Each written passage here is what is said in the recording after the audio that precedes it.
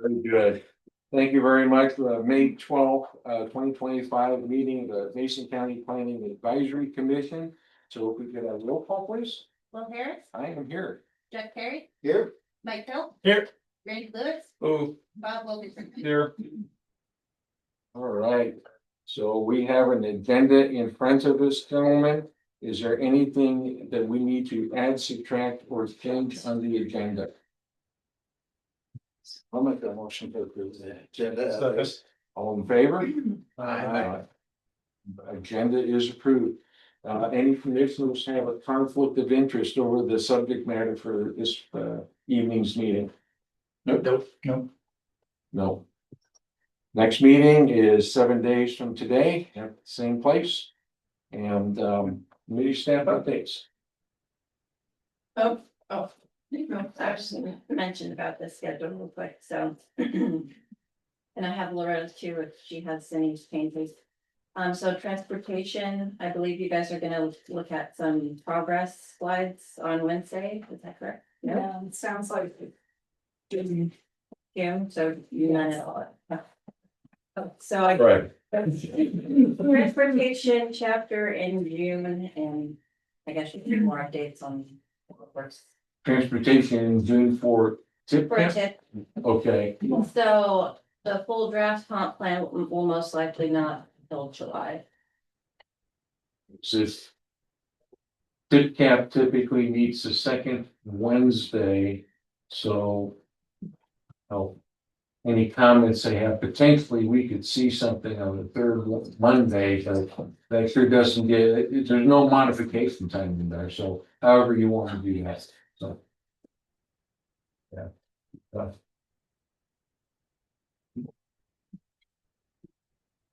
I briefed the board of county commissioners this morning regarding there's two openings on the planning advisory commission. I'll be reading news release, tomorrow morning, and we are, it will very likely be approved that we're gonna move Jeff Carey from Commissioner District, or representing Commissioner of District 1 to representing the open Commissioner of District 2. So then we'll have the at-large position and District 1 position open. So if you guys know folks or get the word out.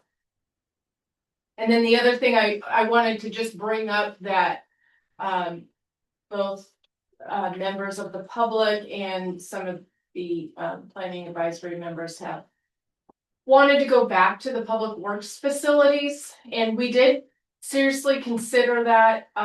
It does not work for a variety of reasons for the meetings, as far as there's a list of reasons why it didn't work. We did take it very seriously, and we are going to continue to have the meetings here.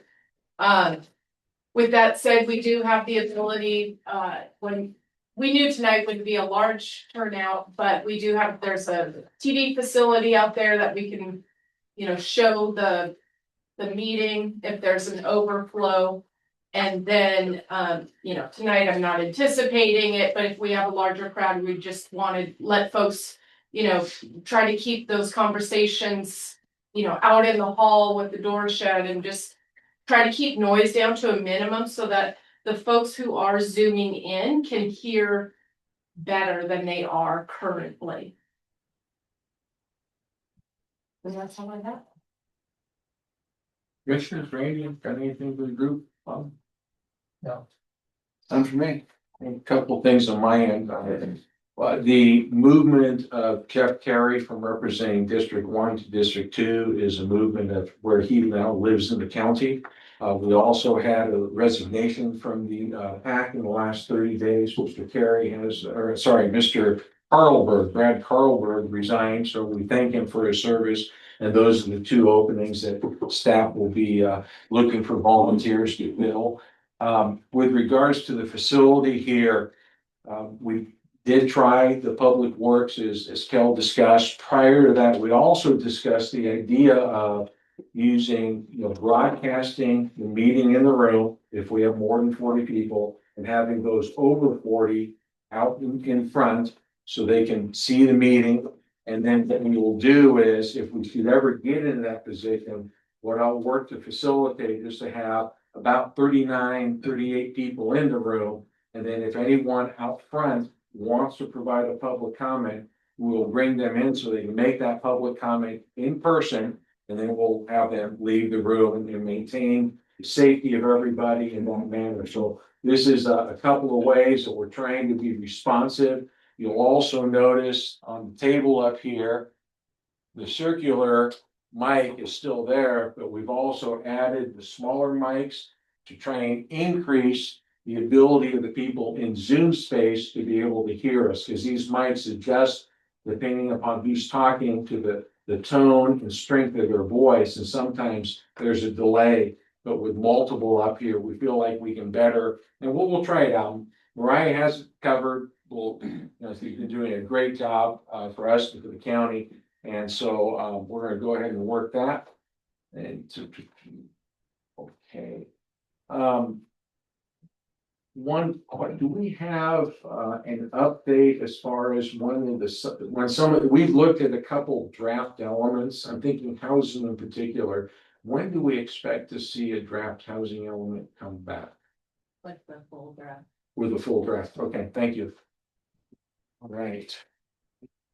With that, community staff updates, we have no other business, so we'll move on to public comment. So we'll start in the room.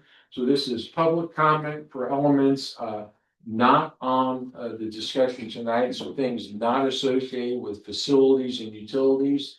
And we will start. Mimi? Yep. There we go. I got it right this time. It's good. And Jake, if I saw you, we'll get you. I am aware that the, Excuse me, please state your name and roughly where you live in the Yeah. county. I do not want to know your house address at all. okay, Mimi Smith, I live in Shelton. I do wanna say, like, something I think that is positive that we have right now is our, public transportation system. Because what it does right now, it helps me and a lot of other people, especially now that it is of no cost. It is just, it goes to a lot of different places in Shelton. It goes out to Olympia. The bus drivers are really nice, and the bathrooms at the stations are really well maintained. So that's just something that I think that's good. It's cool. Thank you, Ms. Smith, and thank you for the feedback. Jacqueline.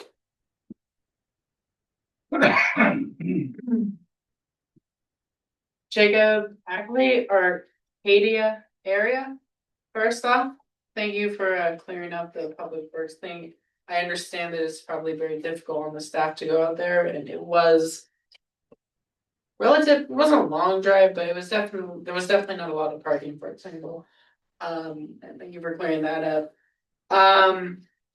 Also, I think the compromise was fair. But anyways, I would like to say that for Mason County, we need good public transit, which we do, so main policy is keeping that funded. But another thing is, I wanna give like the local towns, I wanna keep them walkable as we expand. I wanna make sure the policies that we have will make it where they don't just start continuously expand outwards, where there's some, where like the way they're designed, they're, you know, there's businesses all around. People don't have to just drive everywhere when they wanna go to the store, and I know that's a difficult task, but I think keeping like, especially areas like Belfair as they expand, I think like making it where it's high density for those areas would really help them grow and stay as a local community. And another thing is keeping those houses affordable. If we can keep Belfair affordable, which I know is a hard task, I know it's difficult to keep it affordable and walkable. But if we can keep it affordable, we can keep people in town who want to stay in town and give them the chance to not have to drive everywhere, and that'll reduce our traffic and make our streets safer. Thank you, Mr. Ackley. Mr. Ramirez. My name is Alan Ramirez. I live in the Shelton area. And I do have something to say, but I'm not sure if it counts under public utilities. So if it does, just cut me off real quick and then I'll go over the different thing that I have. So I just wanted to bring up, there's this company here in Shelton, Brady's Trucking Company, that what it does right now is, I'm not exactly sure which county it does this, but it goes around collecting organic waste. So I don't know if like waste treatment is part of utilities. Just keep going. Okay. So yeah. So basically what they do is in the same way that that like Mason County, I think it's garbage, something like that. They'll go around, they collect their garbage, they collect their recycling, their aluminum, all of that. Brady's Trucking and what the service that they provide for other counties is that they'll go around and they'll have those bins, but for organic waste. So like all the food that you don't eat, anything that's biodegradable. They go around, they collect all of that, they turn it into compost, and then they sell it. So I was thinking that if you were to write some policies that would allow for things like that to not necessarily be endorsed by the county, but write policies that make it so that people say 15 years from now will be like, hey, it says it in here that we should try to encourage both private and public implementation of different kinds of waste management, because a huge factor in pollution, like air pollution and all of that, is food waste. Because little science lesson is that when food breaks down organically, which means that like animals eat it, like a worm will eat it, turns it into compost or turns it into dirt, basically makes it so that it can be used as dirt. uh, well, the food turns back into dirt.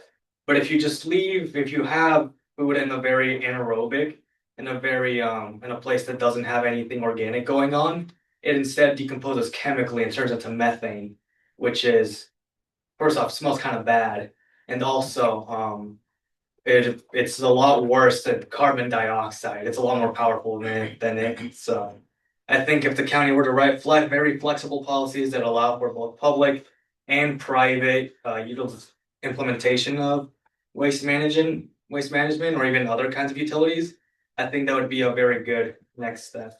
So, and flexible is a key word, so that people aren't just like forced to do one thing, but rather have an opportunity.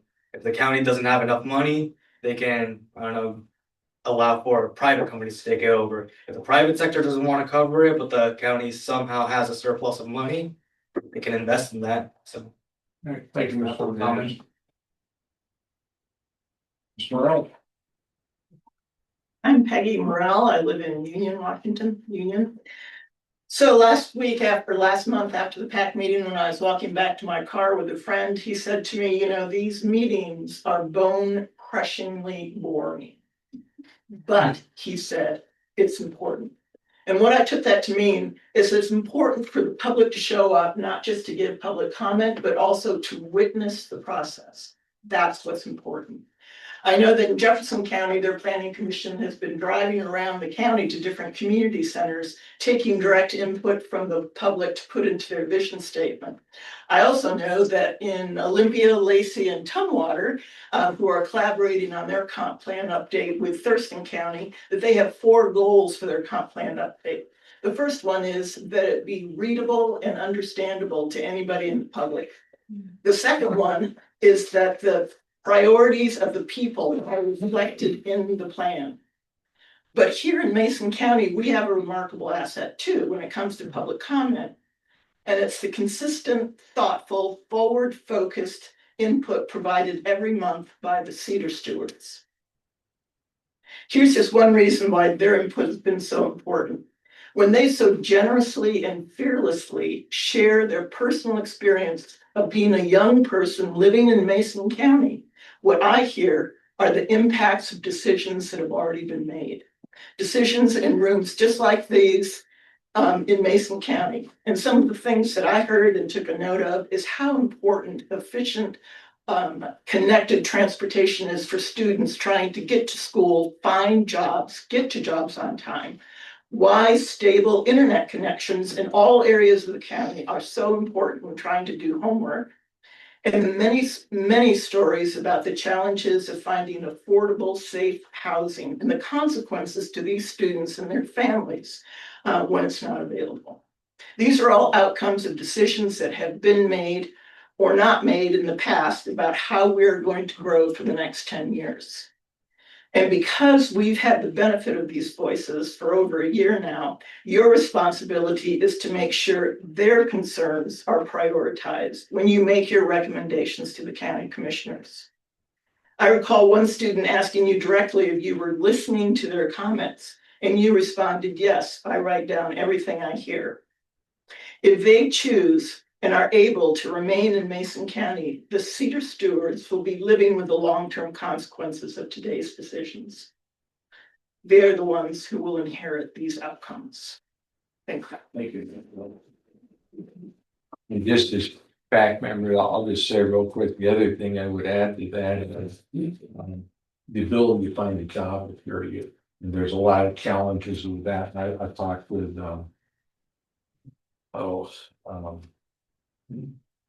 blanking. No, yeah, you beat me, but you know, with Mr. Shooty, I've talked with him and seeing what options outside of PAC space that we might be able to do to, you know, help inform people some of the challenges out there from a business perspective. Anyone else with a comment not associated with facilities and utilities in the room? Anyone in Zoom space tonight that would like to speak to the PAC with regards to non-facility and utility topics? Seeing none, and seeing none in the room, I will close public comment for topics on non-agenda topics, and we will move on. So with that, we're gonna move on to capital facilities and utilities, staff report.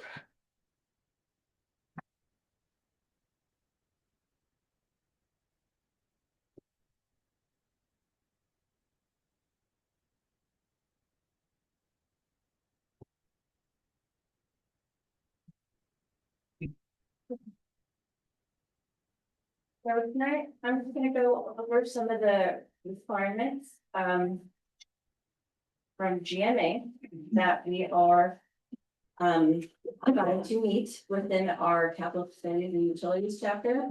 Oh, I'm done. Just ignore it, Captain. Ignore it, Captain. Requirements of GMA, an outline of the chapter as it's been drafted now, and and then we're gonna go over goals and policies, which have become kind of lengthy with the merging of the two chapters, but we will go over. We have looked at some of them at your last meeting. But requirements of growth management. So we have capital facilities and utilities. For capital facilities, the first requirement is an inventory of existing capital facilities owned by both by public entities, including green infrastructure, showing the locations and capacities of the capital facilities. We need a forecast of the future needs for such capital facilities. We need the proposed locations and capacities if we need to expand or if we need new facilities. We have to have at least a 6-year plan that will finance such capital facilities within projected funding capacities and clearly identify sources of that public money for such purposes. We also have to have a requirement within the chapter to reassess the land use element if our funding falls short of meeting existing needs, and to ensure that the land use element, capital facility plan, and financing plan are coordinated and consistent.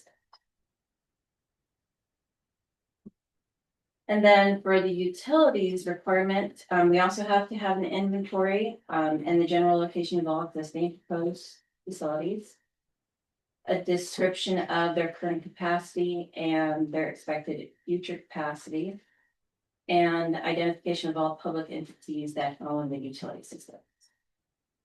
And when in the past, when it's come to drafting the capital facility plan, Mason County has generally used Commerce guidance for the guidance for smaller counties and with counties with limited budgets and staffing. So Commerce has a guidance document that's been around for several years, probably about at least a decade or more now. And there's guidance there, on how to draft capital facilities plan, but it also has a section, that addresses what's to be included, for jurisdictions that have, don't have all of the staffing in different departments, whether it's public works or financing or planning, to have a super robust plan, but we still have to meet these general requirements, for the plan. Right now, we are working on getting additional information for our 6-year financing plan, so it's gonna be for. Last year, we did 2025 through 2030, and we are getting updated information for 2026 through 2031. Hopefully, we might also be able to get some information for the 7 to 20 year planning period as well. It just depends on what we get back from our departments before the deadline. Right now, the chapter as it's laid out, we have at the beginning of the chapter, GMA requirements and overall purpose and how a SWIP is used. What are capital facilities and services? The past plan really didn't elaborate on that very much. And there's some examples of some services or facilities that the BOCC can choose to include in the capital facilities plan. They so desire. There's a high level inventory of facilities and utilities with a provider, operator, and service area. The section on how is the CF developed and when updated. A section on the goals and policies, and this time it's for both capital facilities and utilities, since we're merging. A funding discussion, that will hopefully include information for further in the future beyond the 6-year period. Facility needs, so that discusses our projections for this 20-year planning period. It also talks about concurrency and level of service. And then there is a small section on the capital improvement projects, the CIP, which will be included again as an appendix, but the chapter also references it as well. There's a section on Mason County capital facilities and services and non-county facilities and services. And then for the Mason County capital facilities and the non-county facilities, those sections are then broken up for each facility and service utility. There's an overview, inventory and existing conditions, level of service or design standards, or it may reference another chapter that level of service or design standards is talked about in more depth. There's a section on facility general financing and then for forecasted needs. So the capital facilities and utilities chapter, as I mentioned before, merged. This helps us avoid overlap and kind of doubling up the same effort to update these chapters during a periodic update. So the goals and policy section has become kind of lengthy with that, but I just want to note that at our April 14th meeting, we did go over some utilities policies, in particular the ones on infrastructure, which is in this current chapter, it's 1.8 through 1.11, the utility service quality and resilience section, which is 2.1 through 2.6, and utility affordability and access, which is 2.9. You won't see a section on protection of natural resources, but the policies from that section that was in the utilities chapter has been incorporated into the new chapter, but just under the appropriate facility and service categories. So those policies are still there. They're just under different categories.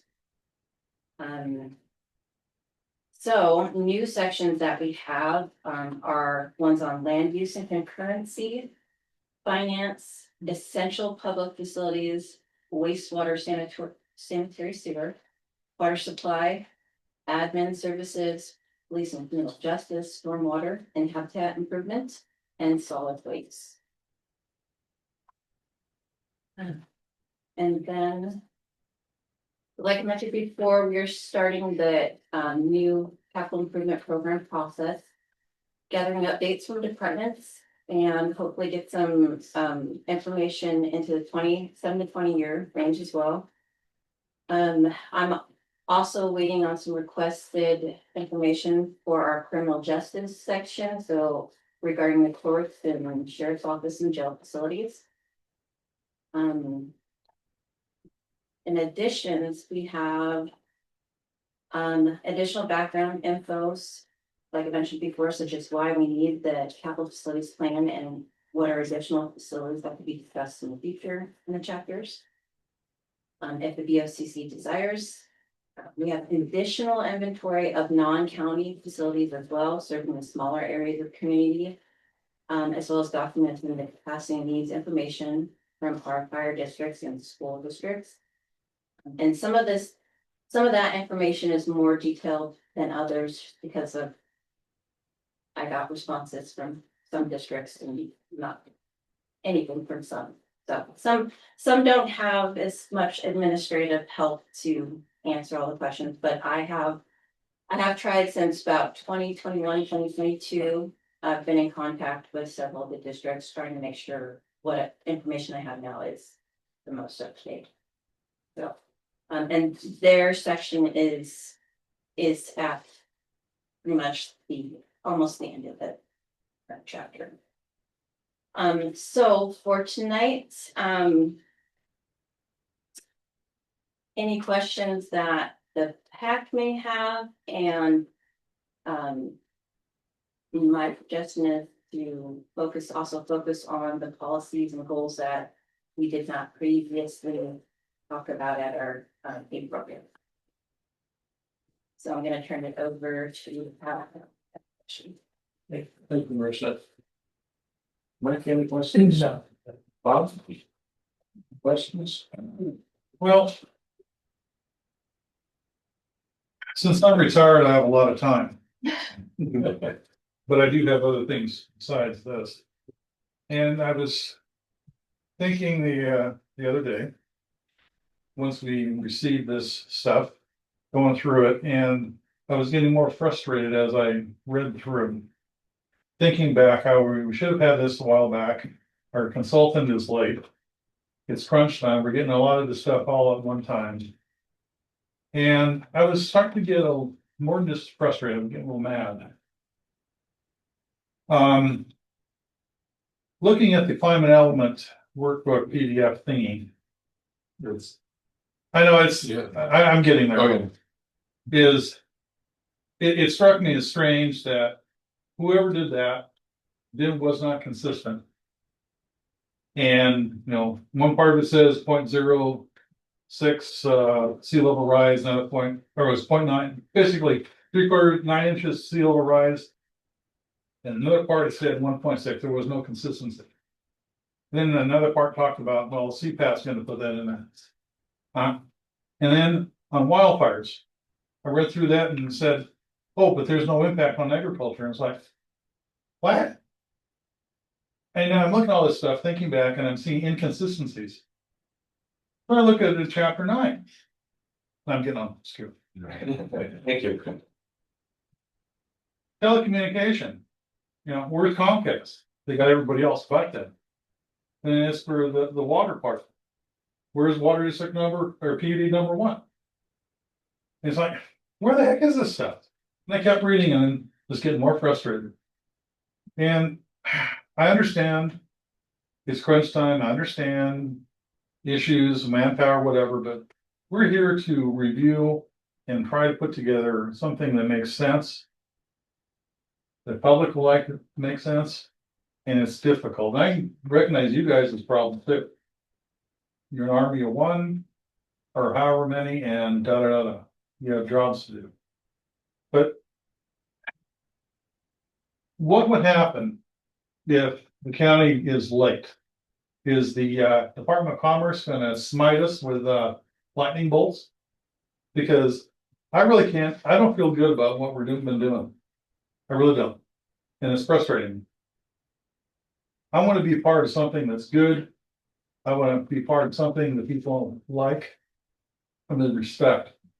And I can't say that right now. I am not happy. I'm off my soapbox. Any- Okay, Mr. Chad? Mr. I'll leave it at questions. I won't Yeah. go into the. Yeah, this is questions for staff, perfectly on facilities and utilities. Question, big part of the county's comprehensive plan is influenced by the city's plan. And any idea when we might get that material to figure out how this all coalesces together? Question?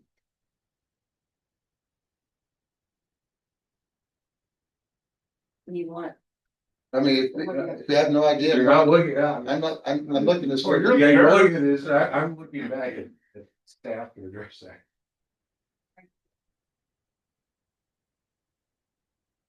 I guess I'm saying, asking question is.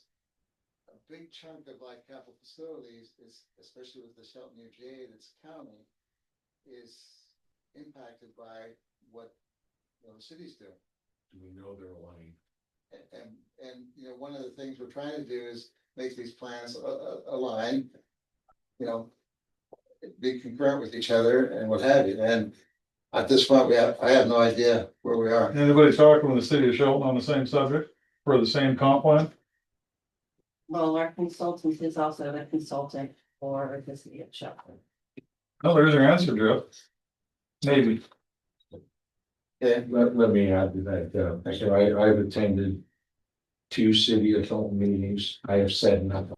It's not my role, doesn't mean anything, I'm there as will, okay, and they are, I've seen their vision statement, their introduction. They sent me their draft housing statement today, their housing element. I have not looked at it. Next meeting is tomorrow at 4:30 over at the Civic Center at the board. The statement is a reviewing climate change. I have asked for the read ahead. I do not have it. I did see economic development at one point. I believe at this point that the city's economic development, the county's economic development, and our economic development council are basically aligned. Are they perfectly? No. Someone can shoot a hole in it, but I don't believe they're opposite. I believe they're headed in the general direction together, and I think that's a real strength for everyone. But that's one, there's one, yeah, again, no, I've made one comment on one element that I think is aligned, because I haven't seen the rest. I haven't read it. So, but, no, Laura, yeah, ma'am. Oh, Your staff. sure, just a quickie on transportation and water and sewer in the Shelton UGA. One thing that we will look forward to is any future roads that are planned. So the city's got plans, right, to connect out to our infrastructure and vice versa. So they should match. We should have consistent future roads in both plans. Standards, so that's something that the city and ourselves worked on with the last update to our road standards. So that our design standards within the urban growth area are consistent or can be built and expanded readily when a city annexes. So maybe we're laying the foundation, right? right. As growth happens, and further down the road, it's easy to add sidewalks or other pedestrian friendly features.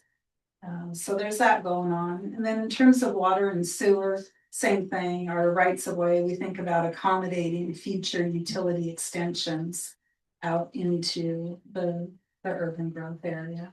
Right. Is that what you're thinking, Jeff? Or In those types in of- that direction, and Yeah. what it also means is, like, I'm somewhat aware of the city's, Crystal City has a awfully long comp plan for the sewer and water. Mhm. I mean, over 1,000 pages. Sure. And so I don't know by heart, but the thing, at least executive summary wise. There's at least the last update, there was. Statements made in the executive summary that basically Shelton's sewer, Shelton's water, but especially the sewer was going to kind of stay focused within. No extensions, because trying to get it paid off, pay off debts and that kind of thing, unless a developer came and, put the bill. Mhm. And so as, in my mind, I'm looking for, is that component, again, at the summary level, the same? So that we can look at what the county's plan is, because. Technically, as far as I'm aware, the county has no plan for the Shelton UGA to bring sewer or to partner up with the city to bring sewer to anywhere within the UGA of the county's portion. That is correct. It would continue to be the city's Right, utilities that they would extend. That- And whether they extend, currently they've been, or recently, they've been requiring developers to annex within the city Right. and not extend into the UGA, but that doesn't mean, that that's true No, for I- every development. I've seen their connection agreement, basically says if you. Extend the sewer into an area, that you're giving power of attorney to them to. At some point to be annexed into the city. You won't challenge the annexation. I'm sorry? I think it says that you agree not to challenge the annexation. If we provide our water and sewer service to your development. Yeah. To me, it's, When we annex, you won't challenge it. I don't recall, but as far as I'm concerned. It's, that's the direction they're going. So all I'm just saying is, fundamentally. For our group, since there is, depending on how you look at it, depending on the population numbers and all the other things. You've got anywhere from 25% to 50% impact on capital facilities. Of a utility nature. To this comp plan. Yes, and one of the things we did do under the countywide planning policies is agree with the city on population projections and what would go to city of Shelton, including the UGA. And then Belfair and Allen, and then the rest of the rural area, and so we can assume. Under the rules of growth management, and that the city follows those rules, that their capital facilities plan will match up with their agreed upon population projections. Okay. Might be further discussion, but at this point, it's just the start of the conversation. That last question, I saw in the write-up. There's a point where when financing doesn't match up and reassessment. Is that process been laid out? Or have we even looked at it yet? There's a process, what goes into reassessing whether you're not, things. Because it's addressed in the Department of Commerce books or pamphlet for like capital facilities, it clearly talks about, if you can't fund it and can't do it, and you don't have a way to do it, that you have to revisit land use and that kind of thing. And there's a series of things. And so I'm saying, has the county created at least a summary of should you have to reassess what that all includes? At a high level, I don't mean nitty gritty detail, but at a high level. Few months ago, So, Improvement plan. On an annual basis, we are updating our capital improvement program right, and looking at those things, on an annual basis. right, And then on every 10-year, updating your comprehensive plan, so the larger 20-year element. So, so I'm saying, for example, if county doesn't have the funds, can't get the grants, can't get the between grants, ratepayers, donations, whatever. can't finance something. Have we outlined at least what that process is for reassessing land use? And it sounds like you're saying no. At this point. What do you mean by that? Because what typically, when you can't buy the infrastructure, you can't allow for the higher densities. Right. And so we're not shrinking our UGAs typically. We haven't done that in the last 30 years, so. You know, when I think about reevaluating the land use, it's because you're growing faster than expected and you're having to expand boundaries or what have you, so. I don't think about it the other way around, Well, it's as having to reassess land use. okay, Are you, it's in the Department of Commerce document, it's in, as far as capital facilities, but what we're saying, in short, what we're saying is no, it's not addressed. right, Loretta. Loretta has. That's correct. Sure, a different twist on that, for example, when we went through the welfare planned action EIS. Right. That had great expectations for all kinds of growth and development and welfare that's been frustrated for a number of reasons, right? Right. And some of that being infrastructure or lack of infrastructure. So part of that whole process was addressing, number one, what are the barriers to growth? Number two, what can we do to remove or improve, removing those barriers? And then, so there was an assessment, there was a clear assessment. Here were our goals, here were our expectations for growth. Here are the things that are blocking growth, what can we do about it? By reading, I agree that's an assessment. But what I'm trying to get at is, Department of Commerce is clearly defining an assessment, also addressing GA size. Sure. And both ways, both increasing and decreasing. Okay. And all I was asking is, and I understand what you're saying, I understand, remember that process with the welfare EIS. So. Yeah, and there were certainly adjustments, density and size and boundary. My impression, when I read this, is this county is yet to be able to figure out how to take and forecast and use the regs that are there from Department of Commerce and the state RCWs in such a way that this plan represents what the people of Mason County want. That's my frustration. Kev, do the people want what's in the Department of Commerce? And that's a whole separate topic. I'm not even gonna touch, okay? But you made the statements, so I'm just gonna leave that as that's a parking lot discussion outside of this.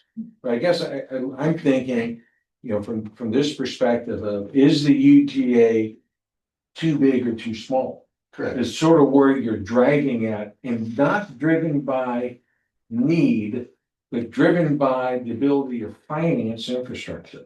Am I understanding that right? Right. Yeah.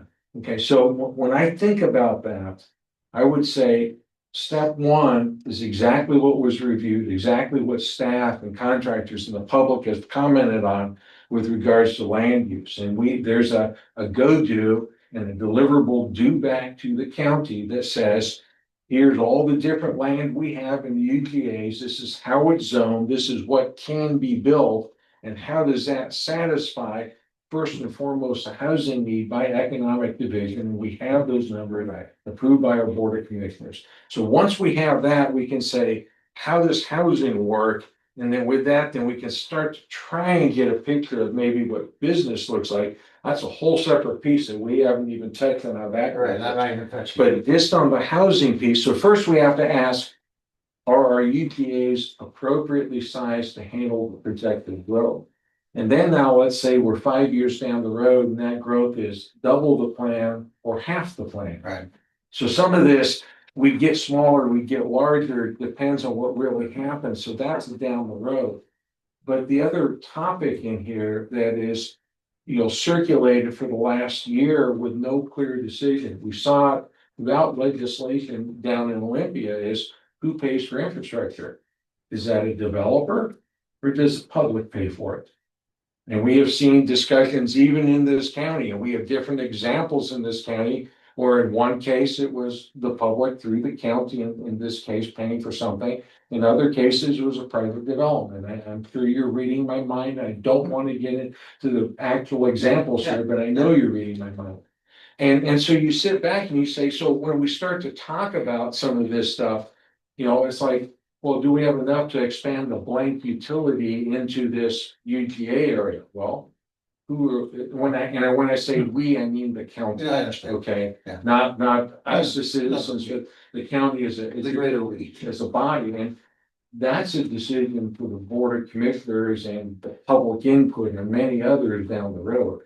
So I'm not, So where I'm going is again, when we advise, the PAC advise, based upon putting this all together.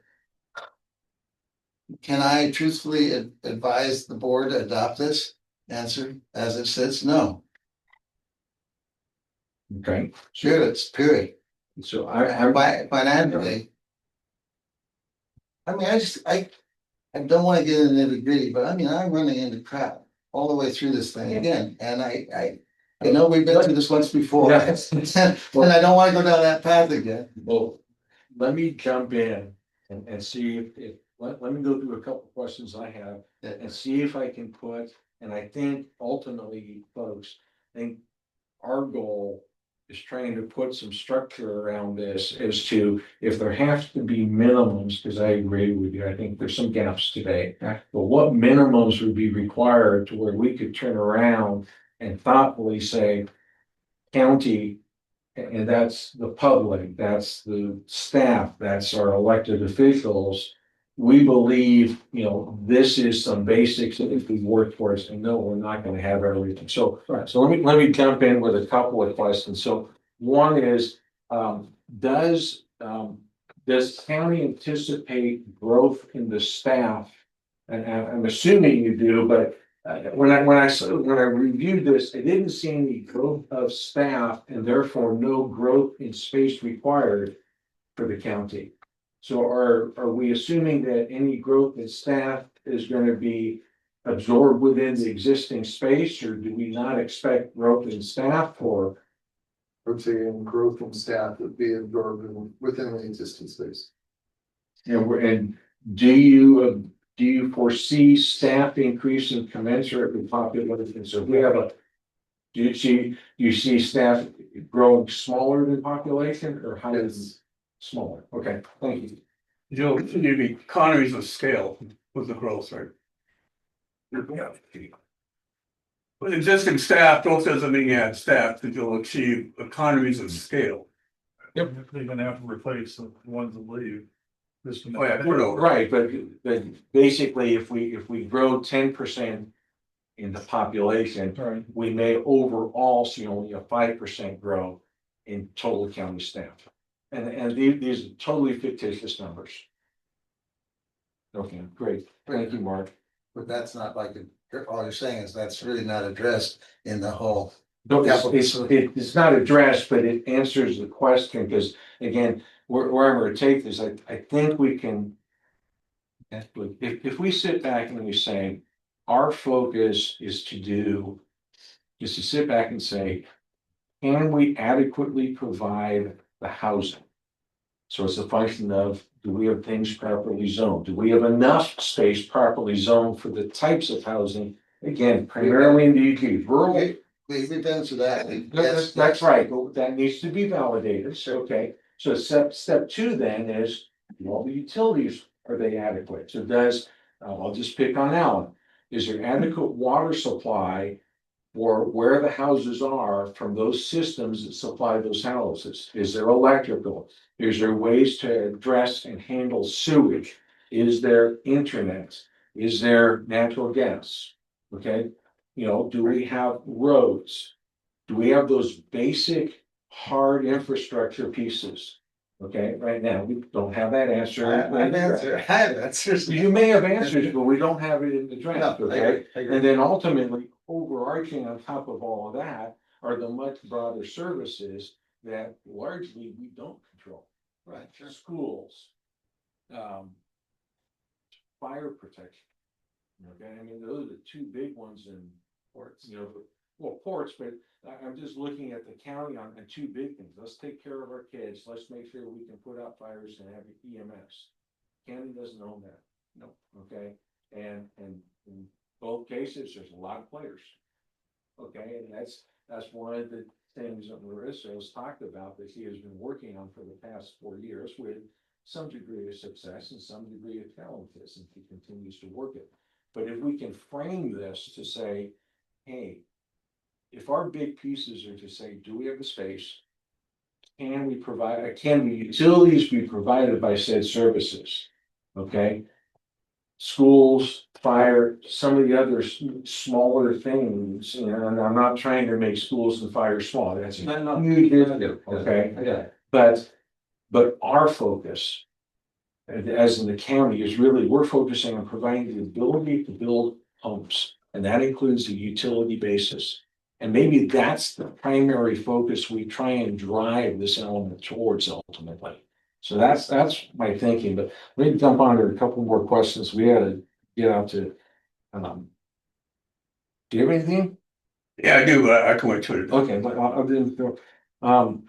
this one's a little different, but I just want to ask, are we aware of anything that is occurring in building code space? Specifically, I'm thinking international building code, so addressing seismic, snow and wind loads, or anything affecting particularly stormwater, flooding, those types of things with regard in code spaces. Are there any codes or state standards that we are aware of that are changing? Because I know some of these have been sort of talked about in climate resiliency, but what I want to understand is the broad consensus groups, or do we know of anything changing? No, Thank you.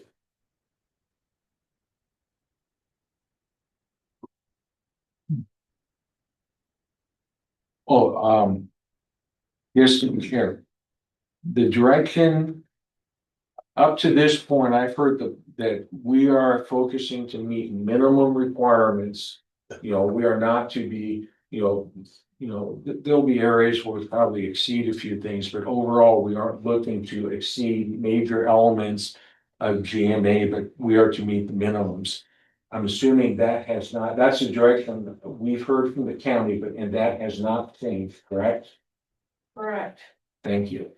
Yeah, we may want to, if you can, pass that on to the authors of some of these elements, because there are some areas that we have consistently commented on, but they keep showing up. I'm specifically thinking greenhouse gas emission reduction. Something important that needs to be addressed within the state, but something that Mason County is not required to address today, but it keeps sneaking into stuff. So we may want to, because right now I feel like the PAC is being positioned to where we have to say no, where really all we're doing is reflecting the position of the county. And if something changes, let us know, and we won't make that comment.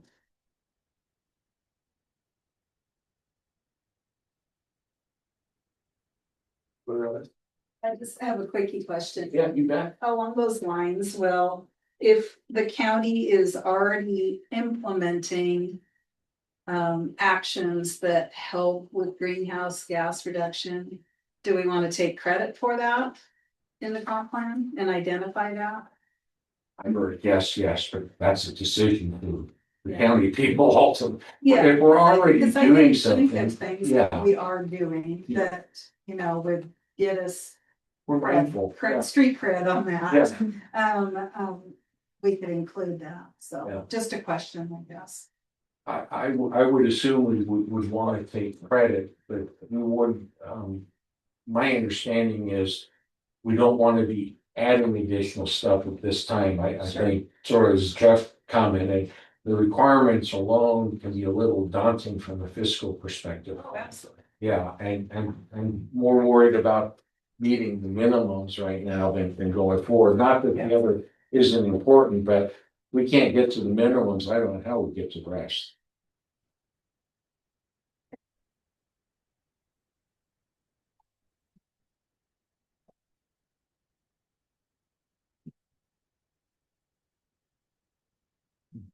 Maybe. Yeah, to Jeff's original point, a few months ago, I was invited to a joint Zoom meeting. Held by the consultant, and it was city and county people. And I thought I was invited because I was newly part of the PAC. No, it's because I was in the Lions Club, but whatever. But I was hoping there'd be more meetings, but there weren't. And then the meeting before you start went to the city comp plan meeting. I ran into Eric Onisko. What are you doing this afternoon? Oh, I'm going to our comp plan meeting. Why don't you come? So I did, but yeah, I remember thinking should be more coordination. But it sounds like there is some. I have some comfort in that. You've already checked out and the population growth assumptions are consistent. I also had some comfort in that the same consultant. So I'm just hoping, and it sounds like that's happening somewhat. Someone's already heard to make sure it's consistent and together and all that. Just wanted to mention that I'm a customer of I-Fiber. I didn't see that in there, but whatever. One thing I really liked about this was there was a comprehensive chart that I really liked. One column was the function, utilities, whatever. And the other was, is it county, is it private, is it utility? I really like that. But in my world, what I'd like to see, and maybe it's kind of run this before, maybe it's beyond the scope of what we're doing, but we're talking about funding. It'd be nice to have some estimate of, revenue, expenses, asset liabilities. What's this gonna cost? And what are the funding sources? And like I said, for the PAC discussion, because I'm confident that topic will come back up. okay, Yeah, So if I can ask one specific question, Seth, Marissa, you coordinate with the city on a routine basis, correct? There, in other cities meetings, we've had meetings at different points. Yeah. But my understanding, having, talked to you and Kel, is that the city and the county is, we're aware of what each other is doing, okay? Folks are invited. We have the advantage of SCJ Alliance, and particularly Kirsten is actually the lead for both. Okay, I've seen, he's actually led meetings on the city side, so there's both sides. And so there is sort of some bleed over and some coordination. Is it to what maybe individuals want?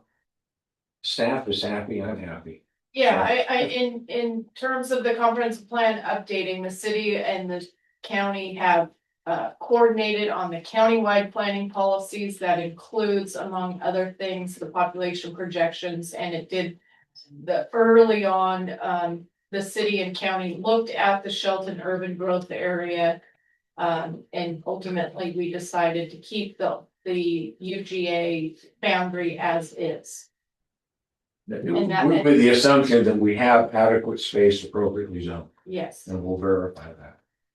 so, sorry, just in general, not just the population growth, and is anyone just sort of comparing the two as they evolve to make sure they're consistent and not contradictory and all that kind of thing?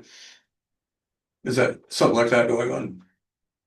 We will, but we haven't seen their draft. I mean, we get to comment on their draft as an agency, and they'll get to comment on our draft as an agency. Okay, so wait until the final drafts are. Our countywide planning policies were adopted together, so we coordinated with the city to draft those countywide planning policies as required by the state, and we have met. Okay, Yes. and they stay consistent so far. Well, I've seen economic development, that one element I've read. Basically, those three agencies, I believe they're basically consistent. That's my opinion. I will tell you though, as I've watched another one develop, a couple of the goals were like, well, that's different than what we're doing. But again, it's a different jurisdiction. They're allowed, I mean, it's not gonna perfectly align and you're gonna sit back just like I will and wanna redline one or the other, but that's their authority. We're in an advisory.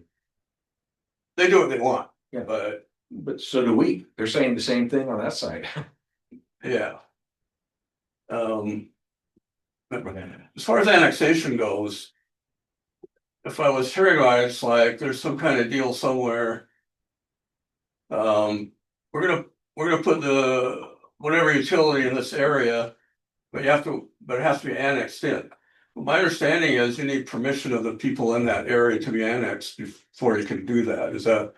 I don't think any agreement can override that as far as I can tell. I know one situation, but I'm not gonna mention. I think they have a number of different alternatives to annex areas. So I think that there's a couple of different methods that they could use to get an annexation.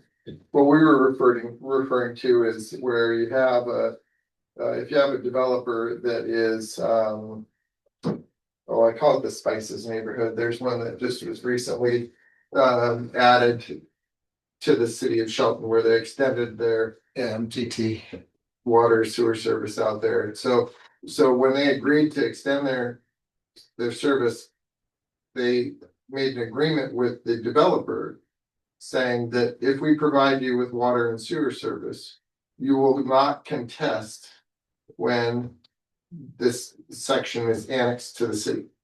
I actually think it was annexed to the city already. Yes.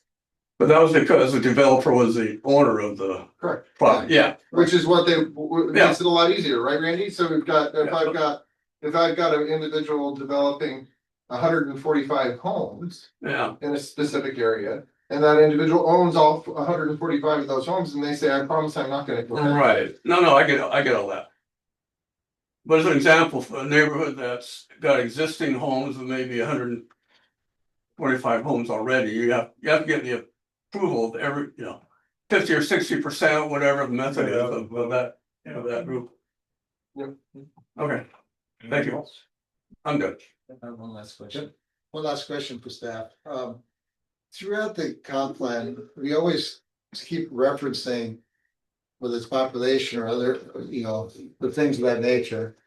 Always comparing and using the state of Washington in a comparison, when Mason County really never has behaved in the same pattern of growth or what have you, or the same ratios. They have different ratios demographically, on and on and on. And yet we always keep throughout the plan, it's always referencing, how state of Washington is doing versus Mason County, so to speak. And I'm just curious why we do that. I mean, is there a reason for doing it?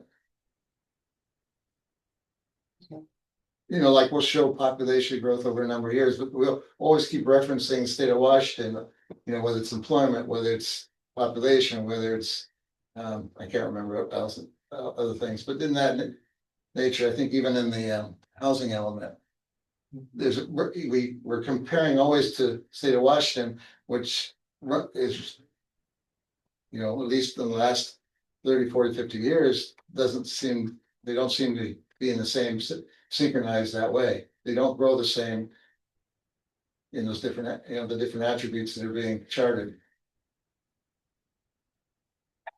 I don't know what you're referring to specifically in the housing element. It of course shows growth trends for Washington and then the growth trends for the county. I mean, there's several different charts that show the differences.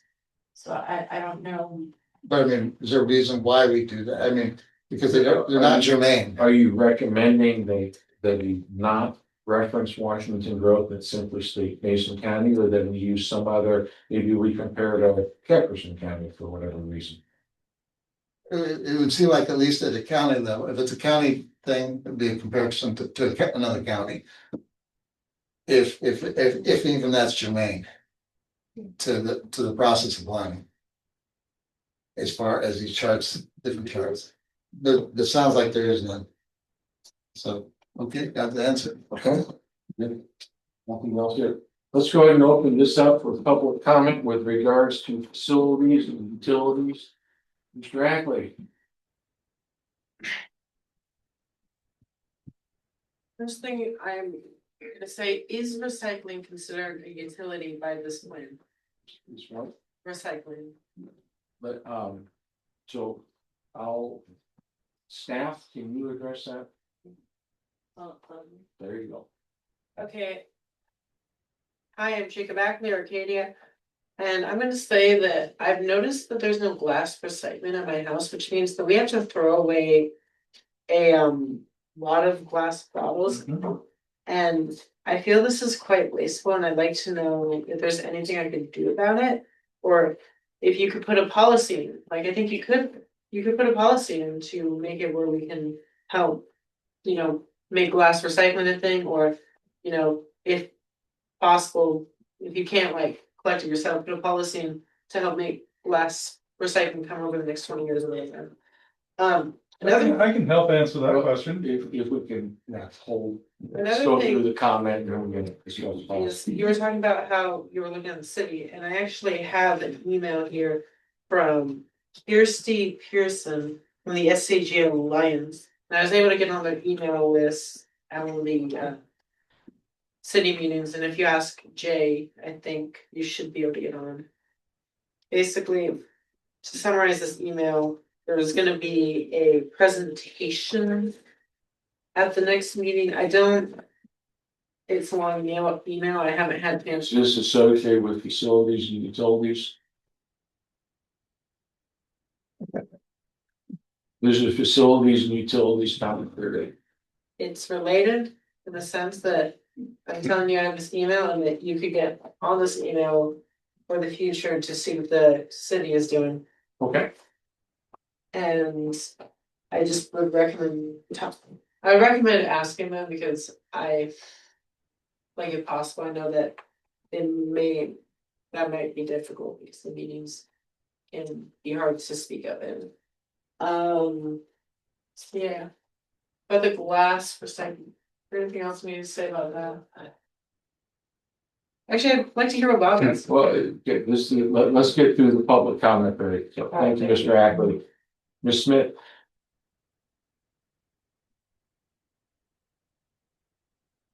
Mamie Smith, Shelton area. I want to start with a clarifying question. Is the Yeah, I'm struggling here a little. This is a comment period. This is not a question and answer period. And that's where I'm struggling a little bit. So we're gonna try and hold this to a comment. Well, okay. Yeah. There's been a problem, especially on my street. I don't know about the neighbors in adjacent streets, but our recycling has not, or the cardboard specifically, has not been picked up in weeks. Probably even months at this point. So I'm not sure what that's about. Okay. That's it. Thank you, Ms. Smith. Ms. Miller.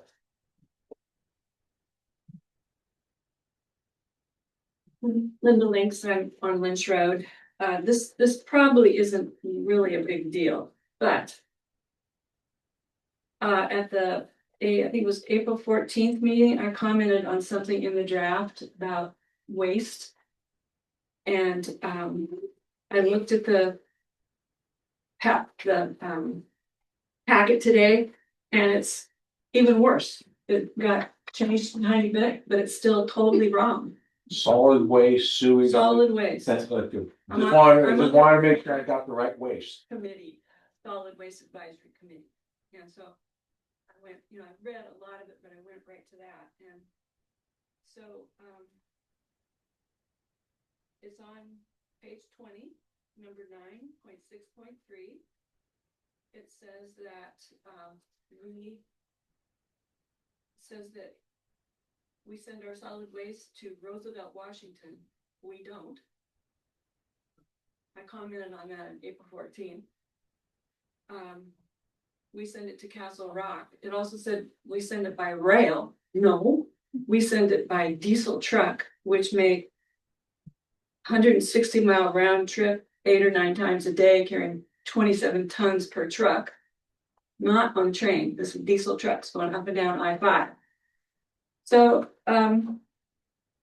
because this fact in this draft, and the draft was dated 5/25, so it's a recent draft. This outdated information in there, what else in there is wrong? If that one little thing that I know about is wrong. So I don't know, is it the consultants that are not pulling up the right facts, or is this just a draft that doesn't matter because it's 25 years old, or I don't know. Thank you. Thank you, Ms. Lynch.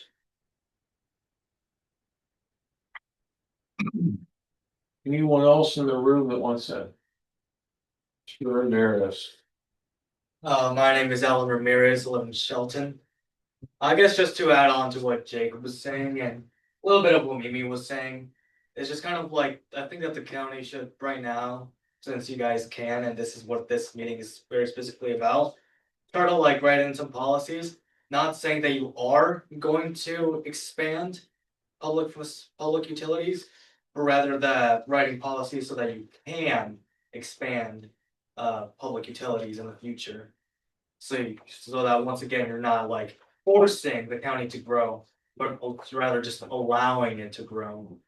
And I know that it's difficult to like get past because even the minimum that you are required to do is since it is very comprehensive in the comprehensive plan, it is a lot to add in the public utilities chapter.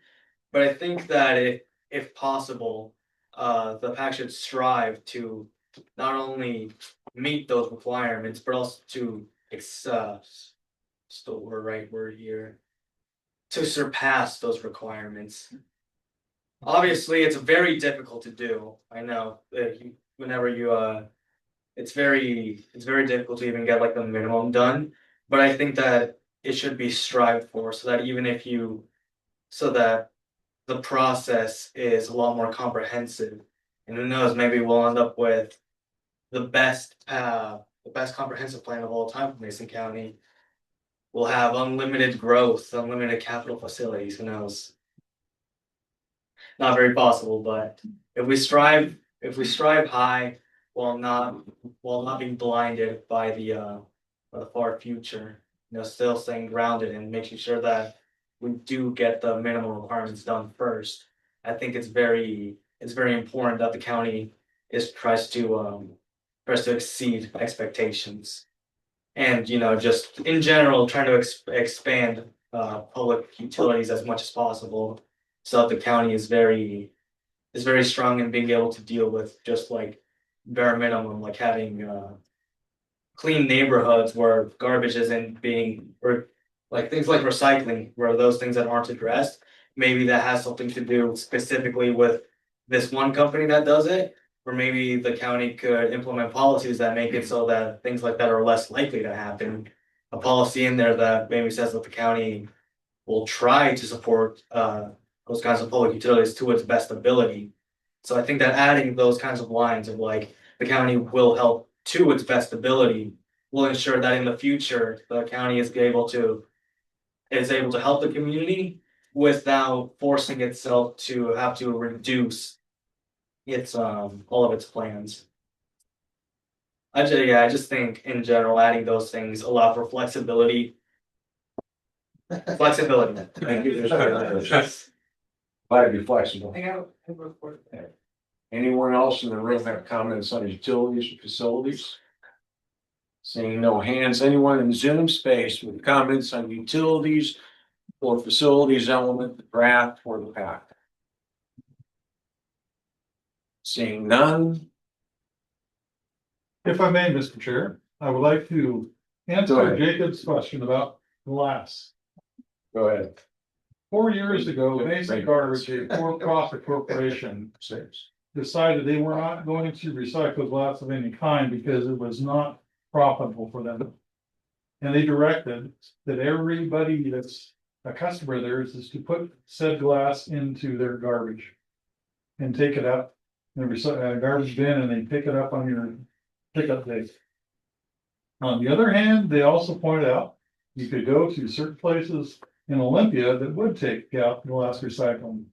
One such place is this little hole in the wall area that's across the street from the Catholic church / school. Other than that, it's the only place I know of that would take glass. Thank you for clearing that up.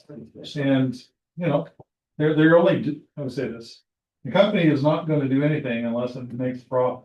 And they're not making profit on glass, even though it's so easy to recycle. I took my recycle out to Eels They do have a bin for glass, so that's why it's not like glass. I'll add one more. I ran a glass recycling operation in Okinawa, Japan, on Canadian Air Base. We took all the glass just from the air base, crushed it. It was, you could literally pick it up. You're not going to cut yourself. It was absolutely great, particularly adding as part of a road mix and part of the bearing surface. I had mounds of glass. This had been operating for, 5, 6 years, and we had more mounds than we could ever use. We needed basically a big hole to put it. So this is one of the challenges is, it's sort of your point, Bob, is where's the economic piece, if you will, how do I use this product? And so that's, anyway, we're a little off topic, but good discussion, and there are ways. Did add that to my list of public comments, so. Any other public comments on utilities facilities? With that, I'm closing the public comment period. PAC discussion. Where do folks want to start? You look like you want to start. Well, Yeah, so let me just frame this a little bit. What I think might be really helpful is, we'll maybe we just go around the table and try and summarize in maybe 3 to 5 minutes what some of our thoughts are as individuals. That leaves us, 20, 25 minutes as a group to sort of pull that together with a recommendation we might be able to give back. That's at least in the 45 minutes we have allotted. Clearly, we can extend that if we want to. So if we can maybe work that model and get around the table, we'll see where we're at. Go for it. well, I'll be quick. No, I have a specific thing, just a comment, we're talking about inconsistencies, in the back, they're talking about organic waste. Apparently, there's an operation called North Ranch, something like that. And if I'm reading it right, they export some of the poop, I guess, outside, but then they import it too. That seems kind of inconsistent, like they don't have room for more in, but they, I don't know. Just a comment, you can answer it later. this is our discussion period. It's not question period for staff. Well, that's my discussion. I noticed that, what I think was an inconsistency.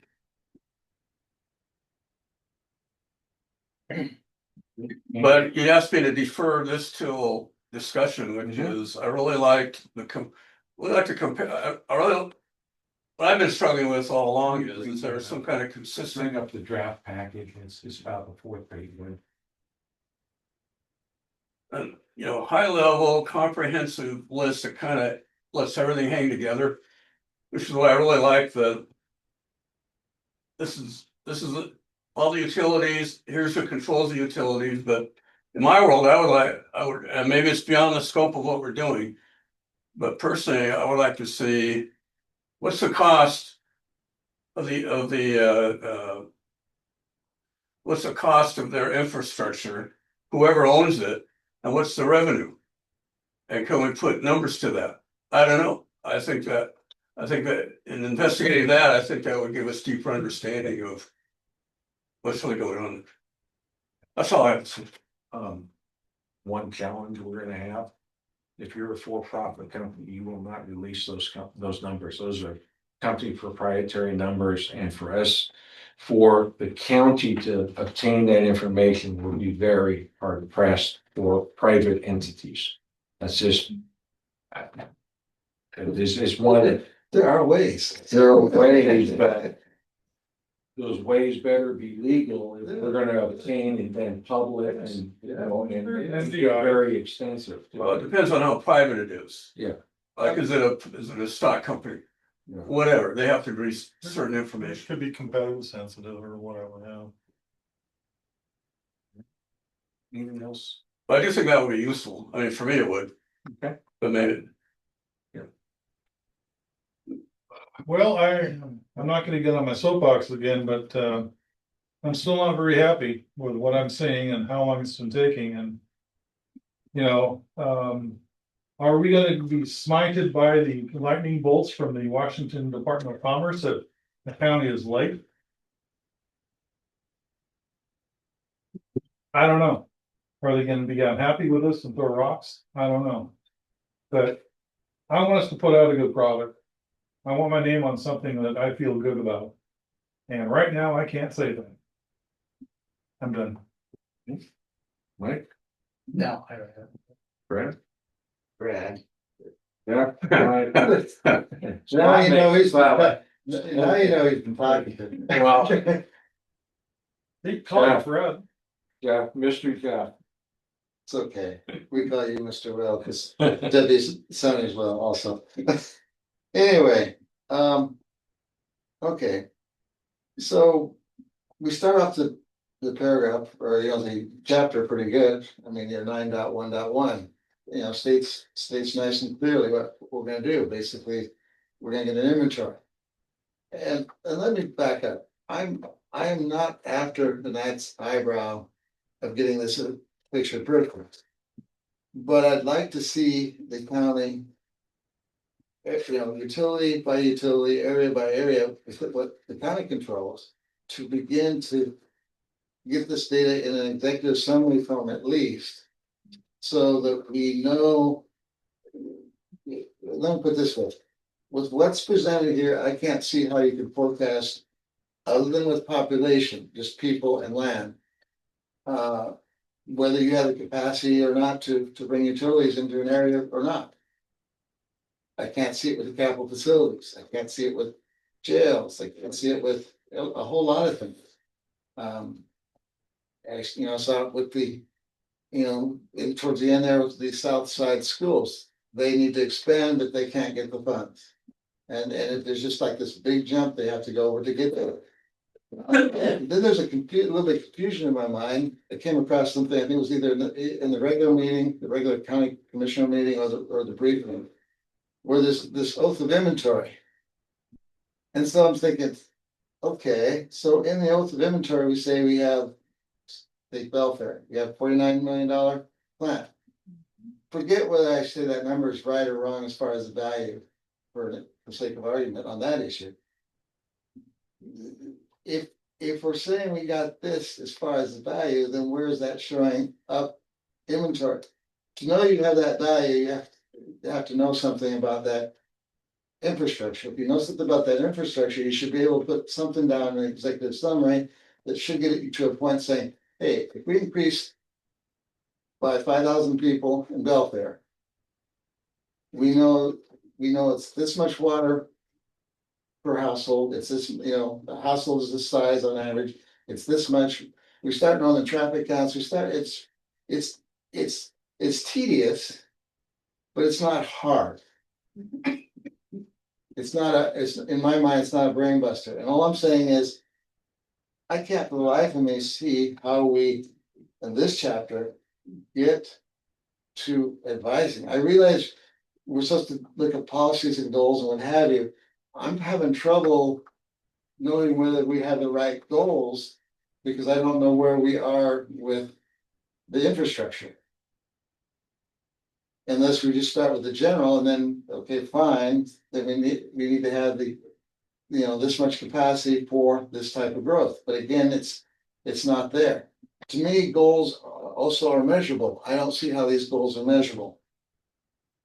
And there's just a number of pieces of data when you get down in the weeds of it that, it just, to me, they create all kinds of exceptions in my mind. In other words, I understand we're planning to the growth to go into UGAs. But I'm troubled where I've learned to plan in the private sector. You plan where you want to go, but you also have kind of another plan that says, if all hell breaks loose and goes in a different direction, how you do that? Because if you don't, you're out of business. You have plan B, Right, of sorts. And where I'm going with that is, as an example, in your water resource report that the county was part of here a couple of years back for Wire 14, it calls out that they expect in Wire 14, which is not all of Mason County, it's mostly Mason County, a little bit of Thurston, but it's come down to the center of the core. It's things that don't drain into as one area into like a Hoods Canal, it's all sound drainage. By and large, you know, they're talking about 3,700 wells in 20 years. Well, if we need to do some to me, synchronizing, reconciling, whatever you want to call it. Because the way our population's going, we're showing it going to these UGAs, and meanwhile, you got this other avenue going this way, and that's why, you know, entities like PD3 have this problem where all of a sudden their Benson and their Pioneer substations have 4,500 instead of the average where they're trying to balance it with about 3,000 users per substation. So I guess, not to be real long-winded about it, although I have been, is that I can't see how I can, with what we got, how I can get to a finished document yet. So if I may, sorry, just, that's talking about hanging together, like you're talking about Allen Water and whatever. Does it hang together with, okay, what about needed to, what's needed for the utilities, for all these things? And do they hang together? Are they consistent? And to me, putting that down in here isn't that hard. It just isn't been done. I understand we're a smaller county. I'm not asking as a planning commissioner here for the whole damn thing. What I'm saying is, let's make some progress in a few areas. I would be happy to approve this if we had just done welfare and had that figured out. Or I'd be happy to approve this if we figured Shelton and the rest hadn't been figured out yet. But for example, I mean, I can take the time over the weekend when I'm looking at this stuff, I can figure out, you know, in 20 minutes, what capacity PD1 has left in water connections. Where I'm volunteering, why can't that be done? 3,700 wells is a lot of wells, Yeah, especially when the EUGAs are gonna be where the humans are. you know, I mean, that's times 2.5, and that's assuming they're all single party wells. So, a couple of thoughts is, you're looking at, I mean, part of the discussion was also sort of a backup plan. So if the growth doesn't go where, you know, the GMA would desire it, Right. then what?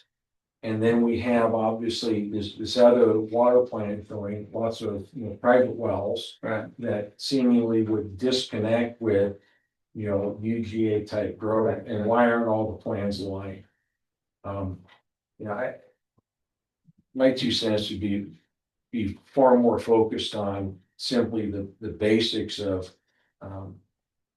I don't know on the backup plans, Jeff, because I don't know how to get there right now, because part of this is, okay, let's just pretend that we are the county for a minute. We're not advisors, we are the decision authority of the county.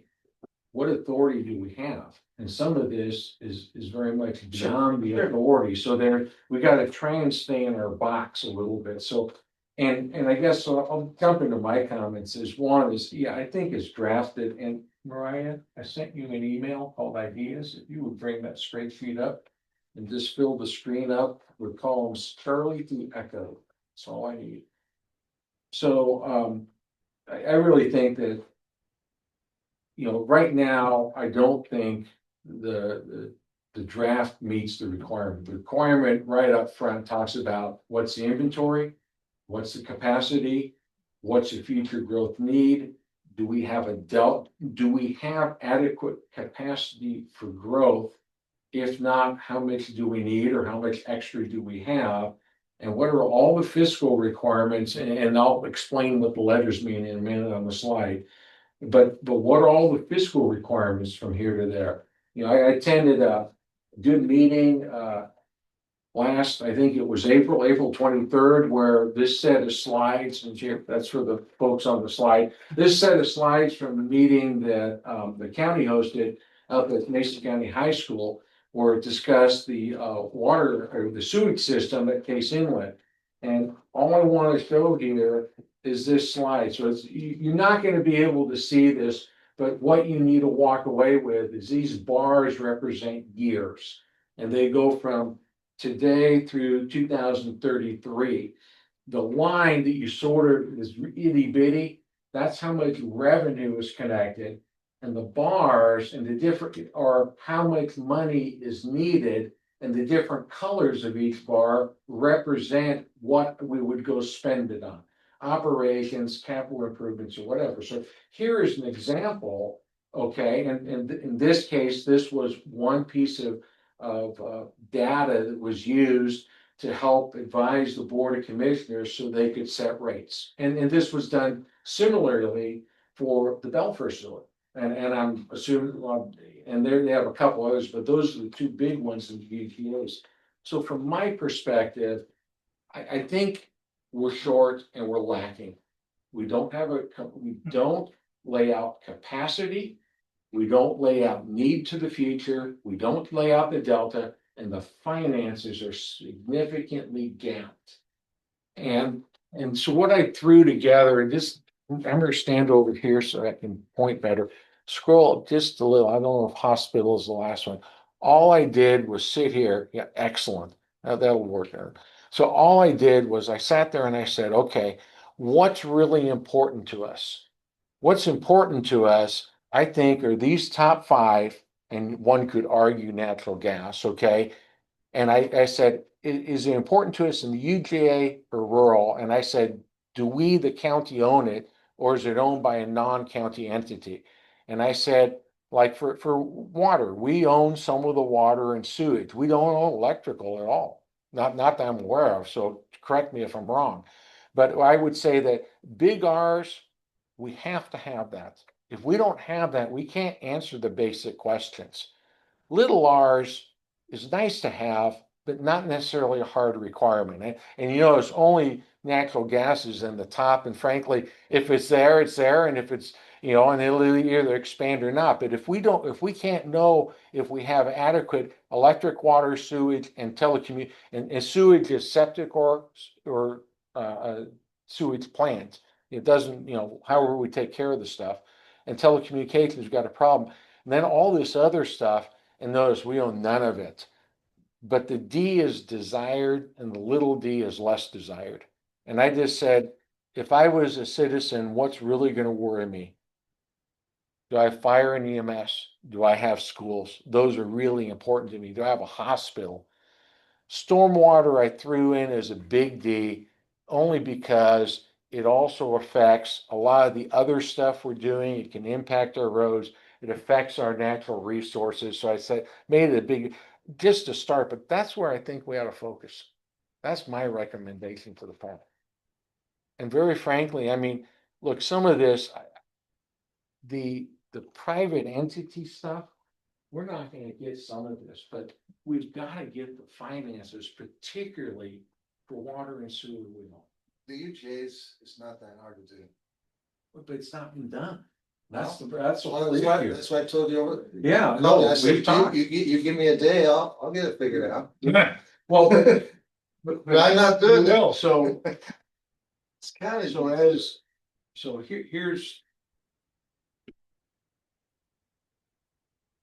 Here's my thoughts on leadership a little bit, and I think it's very important that we have this. Yes, you can provide those numbers, but whose numbers are they? Yeah, sure. They're yours. They're not mine. They're somebody else's. Are they? Who developed the numbers? No, I didn't develop them. That you collected them and you put them together, and I think, Yeah. I think I'm there's a lot of value Sure. to collectively, we all working together, trying to figure out what these are. And right now, I'm sensitive and I'm looking now at staff to help guide and advise a little, because our role is advisory, not necessarily as workers. Sure, I agree. And there is I a agree. contract with a contractor, and we are not to step on that. That is the county to deal with. And if we start doing their work, there's a lot of issues here that we need direction from at some point. I don't, Yeah. and I don't disagree with you, but I'm one of my wiring is, I don't like to keep repeating myself. I know. Well, and it's now May of 25, not 24. Right, but some of these things, basically I've seen this to one degree or another. I know I've stated before, for the last 20-some years. So, I would like us to, hey, I don't want to fix the whole thing, but today, but at least, okay, let's take water for a UGA and get it figured out and be done. That one is the county can figure out. They don't own it, but they can figure it out. Yeah. Because the state has the data. Oh, I did have county owning it, no, you don't, do they? My error. I wanna say something. If we're working on a growth management plan, we're projecting, right? We're projecting all what we think and hope and want to happen over the next 20 years. As advisors, it's our job to worry about how that's gonna get built, how it's gonna get paid for, who's gonna build it, who's gonna pay for it. Isn't that like, and I'm looking down here in the planning context of the goals and policies. It looks to me like it's all there. We're gonna allow for it, we're gonna plan for it, it's gonna happen when it happens. And as I'm looking just the 30,000 foot view, and I said this before, is we keep getting down into this. Well, how is it gonna, the nuts and the bolts? Is that our job? If it is, let me know. I'm all in, but. So I just read this, I'm just reading 911. This element, the level of service is defined for each county facility and service. At least for those facilities and services that are required for development, it provides an inventory of the Mason County publicly owned facilities and describes their existing conditions and capacities, as well as providing an inventory of facilities or services serving the county, but owned by other jurisdictions or private purveyors. Okay, the chapter also provides projection of future needs in the 6 and 20-year financing plan. So what do we have today? How much can it produce, handle, whatever? How much will we need? Do we need to expand it or not? Or maybe in the case of sewer, open up another element to the system? And how much will it cost and when do we need the money? And I think for those whatever top sort of 5 things up there, the core utilities, I think we ought to have that. And we don't. Well, then we should get it. I agree. In order to plan, you need information. This isn't And gonna get done anytime soon. Yeah. Well, wait, And I'm okay with Jeff gathering numbers, but you're getting into the work, like you were saying. yeah. Maybe write out some specifications, I got a house give it to staff, say that this is what we want, and they can.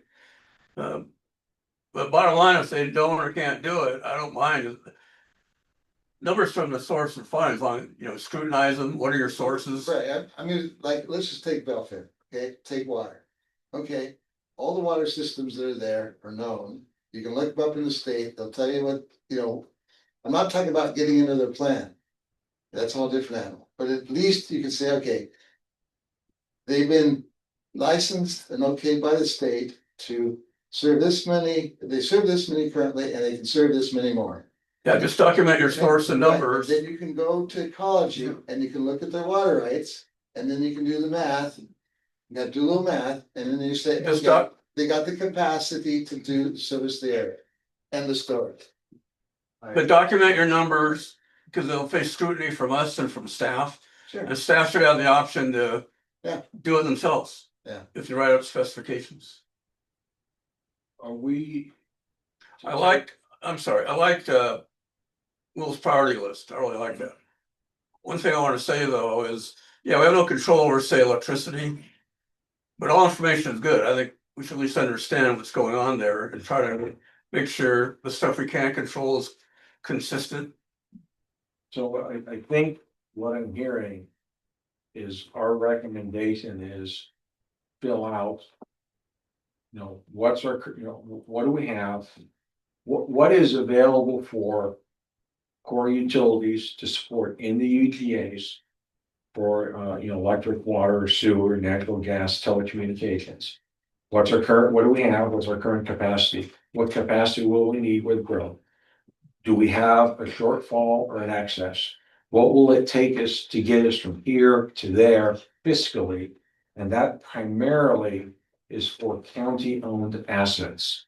I mean, really, the fiscal piece for the private elements is important. We're gonna have a hard time getting that.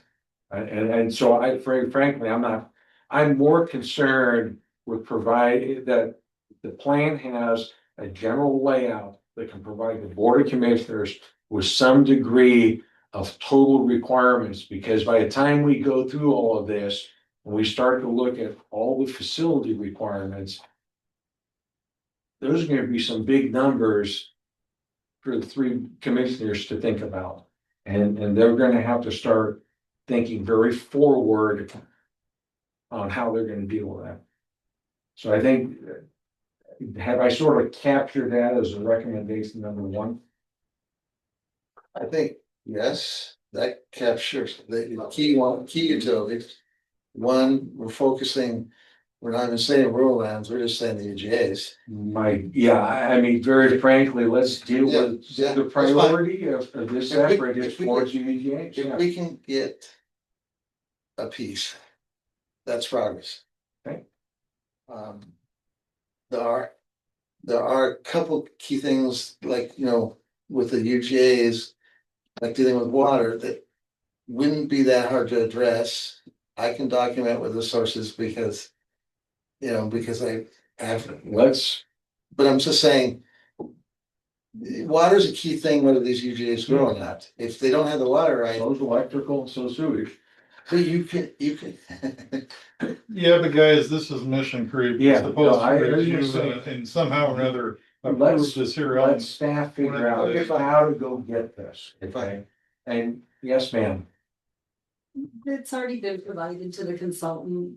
Okay. A full download of data of every water system within the county. And we identified which ones are serving the UGAs, what their approved connections are. All of that has been provided to the consultants. Oh, then there's a Loretta. Thank you. Then there's If I I can- just need to put it in a format that perhaps is more, I Well, guess, that we more down recognize. and understood. Put it in a format, start there. Yeah. So, And then we also put together service area maps.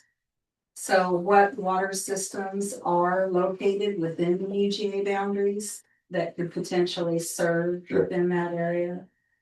So that is shape files. I'm sorry, that's weird the end of it, but anyway. That's fine. Things that have been provided to the consultant as well to generate an actual map of who serves what within the UGAs. you have to, you strategically place yourself behind Cody. I know. It's a good little hiding spot. But I'm hoping. No, it's not. Just under 20 minutes. Yeah. If I may, I think we've captured that well. I'd like to, jump through the policies and focus on those a little bit for the next 20 minutes. See if anyone has any comments. You're already smiling. I'm just gonna say that. Sure you will. So if you could. We'll see. Mariah, bring up the policies. And, Oh, yeah, so what he's bringing up, the first one is he's dealing with land use with a goal on how to manage land use changes and develop county facilities and services in a manner that directs and controls the use of, the pattern, controls land use patterns and intensities, has 7, goals, there's policies under that. I'm assuming everyone has read that. Does anyone have any comments on any of those 7 policies? Or are those relatively acceptable to folks? I will throw one question out on number 2. Ensure that future development bears a fair share of capital improvement costs. I'd love to know what fair share is. Because that's a topic that we continue to discuss in the room is should, capital improvement costs be publicly funded or funded by the development? And there's a lot of opinions. Fair share to me, I think is 100% an eye of the beholder. And I don't like that. I like the idea, but I think it needs better definition. And I personally, folks, at this table, we don't own it. That I think is owned by the commissioners or the county in particular to try and lay that out, or ultimately maybe the people. But not us. Along those lines, even within this document, we have confusion on that. Brilliant. So take your CF 1.2, is that what you're talking about? Yep. And if you go to the goal with water, I guess it's on the water What's the supply. number? Well, the goal isn't numbered, so hold on one second. Oh, First policy is 3. That's kind of weird. Anyway, it's 3.7. Okay. But it's not really that one. It's the goal. yeah. That's in conflict with 1.2, CF 1.2. Yeah, so my recommendation here is from this comma forward and finance those facilities and economic, efficient, equitable, delete. All right. Go ahead, speak up. I do not see how that's in conflict with the 1.2.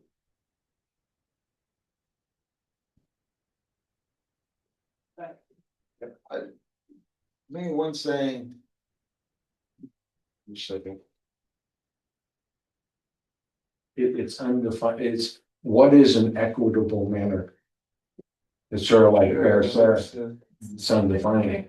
in every situation is unique. We work with development on a day-to-day basis, larger projects less often.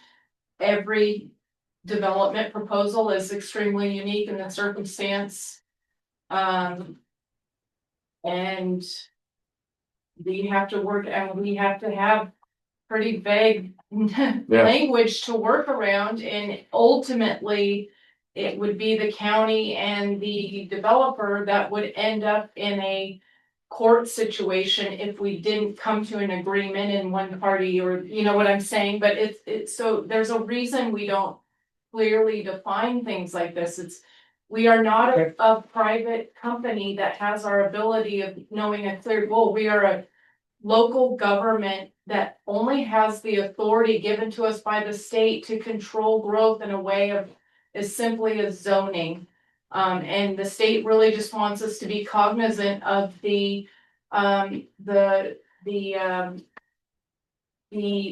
efficiency of trying to allow for a higher density of growth in certain areas so that you're not wasting a lot of dollars, anybody's dollars, whether it's the private or the public dollars on capital facilities that are required to house and operate people. So we cannot get to the nitty gritty, those details, like you could if we were a private company. And we really know where we're going and what we're going to do and not do. So I just want to give that background on why folks at the table may not, have that same perspective as the local government. I'm sorry, but I've worked in local government most of my career, and I'm not uncomfortable with these things because I do deal with this on a regular basis. I agree with Will though. Ask that Loretta jump in, because she also has been in public government for a long time, and on public works in a different perspective, but if I missed anything, I just trying to provide that as helpful to you, not. Yeah. thank you. I agree with Will though. I whenever I see the word equitable anywhere, it's like, what does that even mean? It's a lightning rod word for me, I but that's me. I did. Me too. I would just get rid of it. Others, there are some that never want to see it. There are some that want to see it in every sentence. That's fine. It's different perspectives. Is that possibly addressed though in CF 1.2 in the last sentence where it says the county shall reserve the right to collect these mitigation and impact fees? It sounds like they got another option there. If the fair share option, is not gonna work, then we're gonna levy the fees like it. If you're a developer, I don't know. I think that kind of maybe ties into what Phil's talking about, but there has to be. There's gonna be no perfect answer. Right. Making some challenges, if I may, let's roll to the next section, infrastructure. You got about 10 minutes to go here in our 45 minutes. And we knock out 1. What do you think about knocking out 1.9, 1.11? Oh, that 9. I recommend deleting. All right, we agree, Jeff. Ooh. So recommendation would be 1.9. Well, gentlemen of the pack, what do you think? The thinking I had was, again, this is specifically talking greenhouse gas emission reduction and, promotion of energy diversification and energy conservation. All good stuff, but given everything else we have, and we still have climate change coming up, which will likely, that seems like it would be the appropriate spot to address it. I would, suggest removing it at this stage of the game. And then depending upon how climate change, then go back with every element and add things in as appropriate after that's. I agree. It's not a facility or a utility at this point. Bob, Randy, no, okay, so 1.9 is a recommend remove, you said 1.11, you see the same way, Jeff? Yeah, for a different reason. One, the county has the regs to ensure. The project's designed to, thing with the, I crossed it out, so I can't read it now. But the county has the regs for when a utility builds something, when they design. And build, a facility, they have regs. Well, and I had a slightly different approach. After the word impact on the first line of 11, I would suggest adding per appropriate laws and codes or appropriate regulations and codes. So leave it in, but Fine. specify, Fine. this will meet codes. Because we've talked about low impact development in other sectors, and we've left that in, and we'll see that later on in this section too. So. Okay. We can scroll. Concurrency.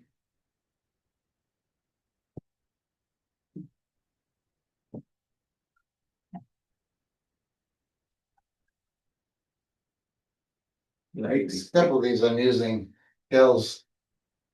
New definite, or not new, but her definition of the last 30 years. And rereading these with that going as the background. I guess one of my questions. You're saying it's the kill standard. Well, do we have levels of service defined? Not that level of service stuff again. I mean, Loretta, we talked about levels of service for roads and, my recollection, I make errors, but, that we don't have levels of service specifically called out for roads at this time in the county. Well, they did get snuck in. They can, okay. Yeah, so the state definitely has level of service standards for the state highways. And I believe the last rendition of the comp plan did incorporate. Although our transportation element, they're kind of in conflict. The comp plan has level of service standards, but the transportation element says that we do not need to have them. And so it did not spell out. Yeah. Yeah. So that's a choice, and I guess I'm not sure, so the implication of that is if we ever fall below that standard, that in theory, we're not supposed to be allowing growth and development to occur until we've made improvements to increase and get back to our minimum level of service standard. Well, and so if we have clears levels of service, we have those standards established, then we're able to sit back and say, yes, we do. I have to move and see the face. I can't do it. If we don't have them, then it's very difficult to say, well, we're going to allow or not allow said growth because, okay, so there's an impact and a service level changes. So we don't know if it now stays within appropriate standards or not, because said standard maybe isn't clear. So. And in some place we have them very specific. So again, back to the welfare UGA. There are very specific standards at intersection locations and specific standards about how many trips can be generated within the welfare UGA. So we've already laid that out in code. So these LOSs could be beyond just roads, but down to individual intersections in some cases. Oh, Yeah, same. lots of fun. Okay, so. I'm gonna have to reference pit rail between. Are you ready? Yep. Between CF 1.18 and 1.19, there's this finance. Mhm. Um. I was confused as to whether this is just dealing with. All the utilities or both. And the reason. Because to me, like, public safety facilities and things like that. I haven't seen that, I can't remember, I don't remember it popping up down further in. With the jail and things like that were discussed.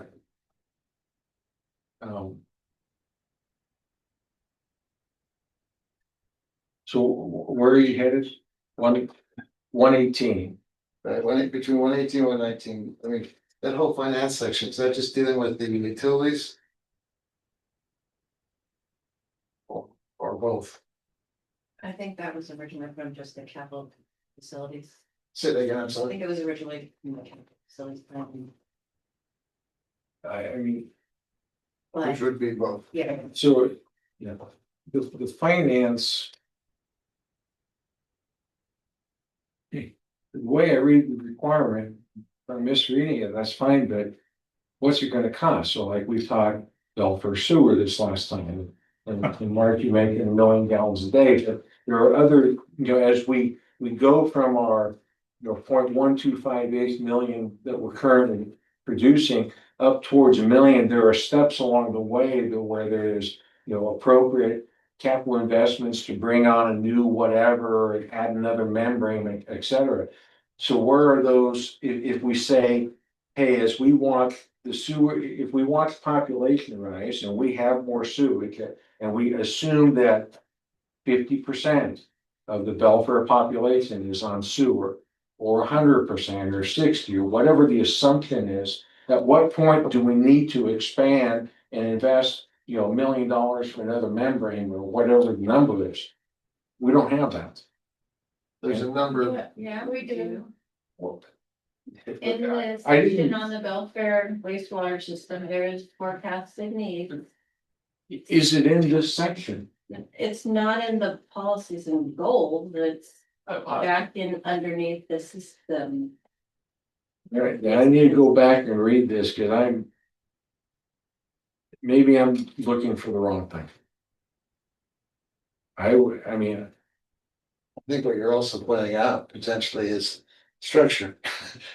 Yeah, it's how it's presented. So you're not. What page, please?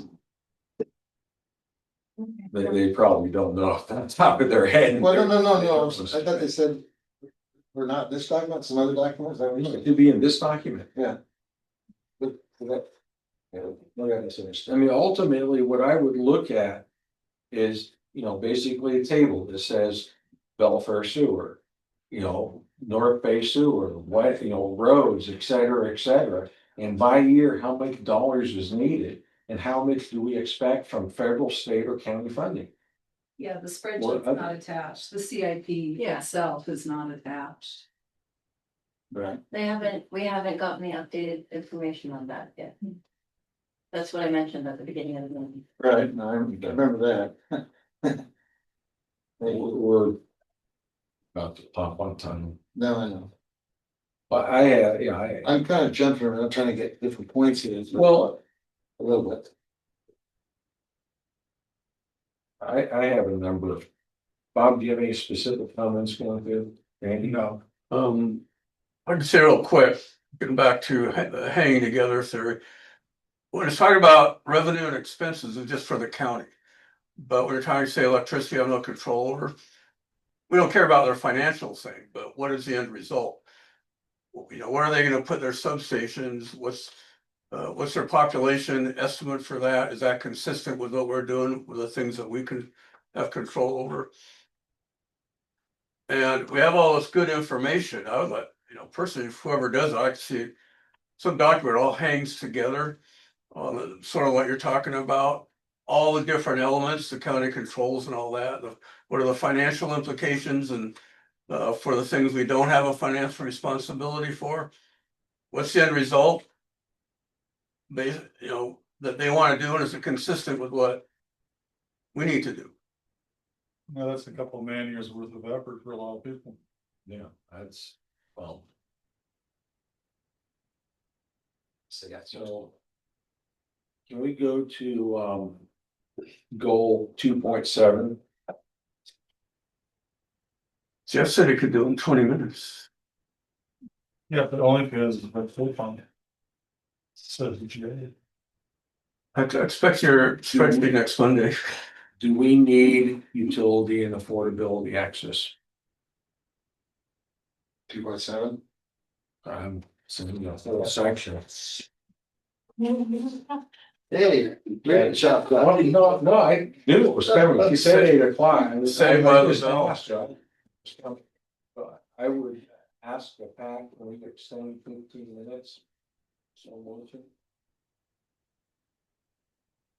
We would never deny Jeff the wondrous opportunity. You better make the motion. Okay, I move that Jeff has 15 minutes to, Well, the PAC, please. The PAC. or the pack, excuse me. Is there a second? I'll say. In favor? Pass. My question is, do we need this section? I mean, this is a tough one. We're talking affordability and access. And based upon our housing numbers, that's 40% of our population. You look at how many homes that have to be built. Okay, 40% are for low income. I just don't know how. You're making the next jump. The real question is, are you saying do you want this in here or not, right? I say delete it. So if it's not here, where should it be? In the housing? Or should it be? Do we really need, I mean. Well, I mean, the bottom line. We can leave it. Well, I mean. There's a part of me that says, okay, when you're building the sewer and building the water, the county portions. And the problem is the only, the UJs is sewer only. I don't know.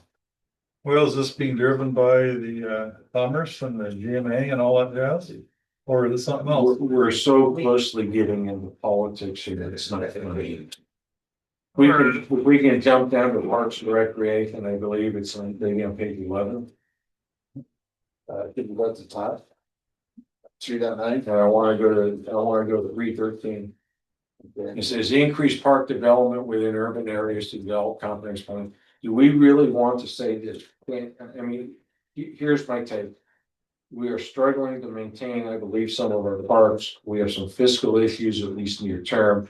We're looking at, and we have already invested about 100,000 to explore in the two numbers I have, 10 to 25 million in South Mason Park. Do we really want to say we want to invest more in other parks?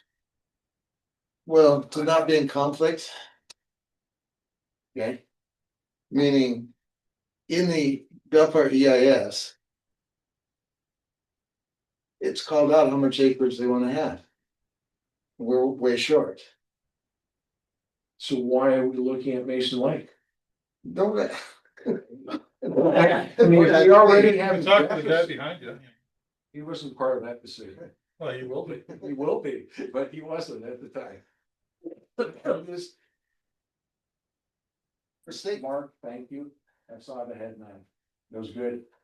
The head nod for what? The head nod saying, as I understood that the Belfer has a deficit. It does. Yes, so, and that's what I took the head nod for, so thank you. So to me, you have to. Believe the increase. Just in general, right? Because of the situation you have in Belfort. Right, not because of what we're doing at Mason Lake. Okay. 315, I recommend we delete. Because we're not doing that now. We haven't looked at the post for 4 years. And it's been repeatedly commented. So if you delete it, who's gonna scream? But We're not doing it anyway. But okay, but the bottom, okay, back up. But we're good, they have a subcommittee like tip. Yeah, okay. Are you saying you don't want them to update this thing at some I'm point? saying it hasn't been updated and it's outside of the scope of this effort. No, this is a comp plan, isn't it? Last time we. I guess my question is, you know. I would really be. Oh, you're saying that you don't want the overt task. I'm just sitting here and I'm looking back, I look back at the, you know, all these policies and bills that we did 10 years ago. And I read them and I said, I would really love to have someone put a red, yellow, green mark against every objective and say, how well did we meet it? You know, no, don't do it. But we're writing stuff, but do we have any real intention of doing any of this stuff? I don't know. You don't, Well, you don't want us to answer that, do you? No, I think. Well, if we can do it for population where it's not going, we sure as hell can do it for parks. You know what I'm saying?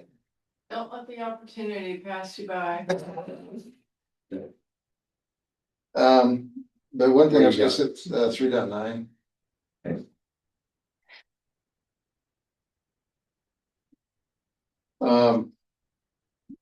Do we need to, you know, decide, differentiate like between, you know, state that's more like a UGA versus a rural?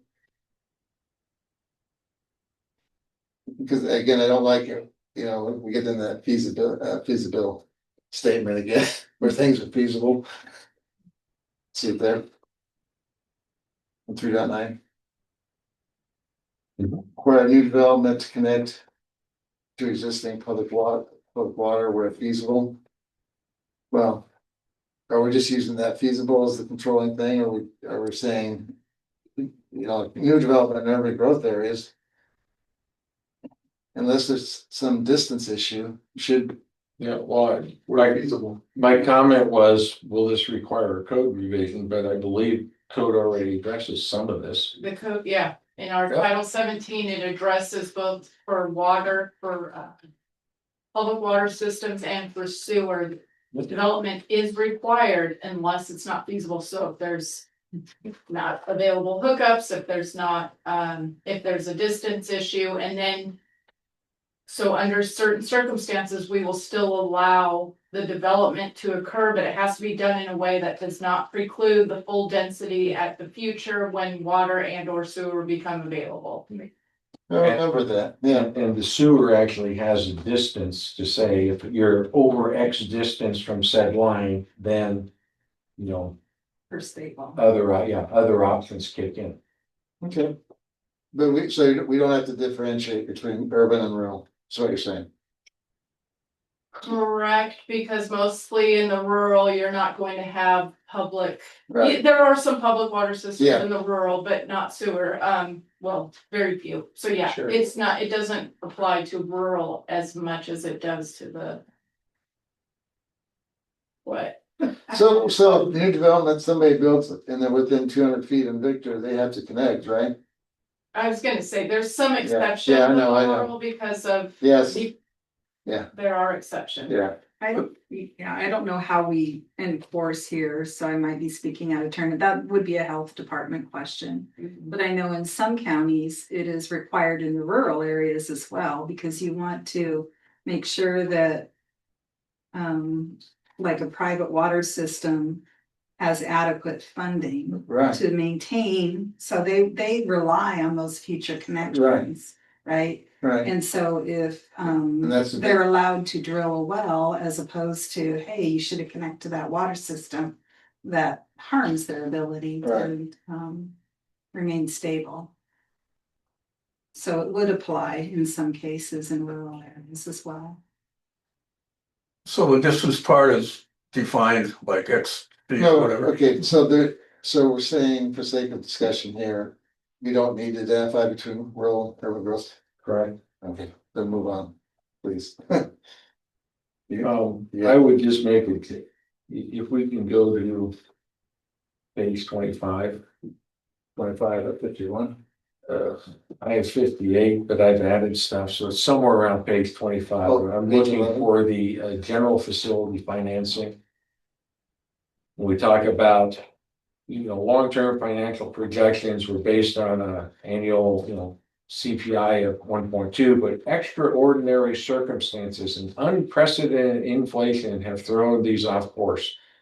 I would just be very mindful that we pick our words carefully. Because, when I scroll a little more. Go for Tim. No, I don't know where it is. Yeah, no, I'm sorry, you had it, my apologies.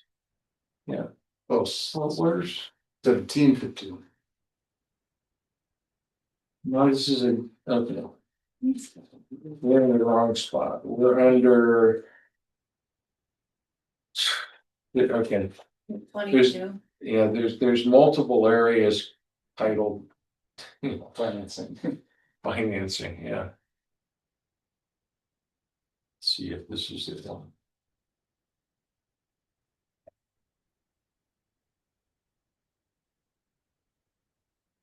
No, this is Let's see, this table's gotta get updated, yeah. That's the trouble with trying to get these drafts done is, to get these tables. And they didn't get updated. like blank. Or they're all table X. This one?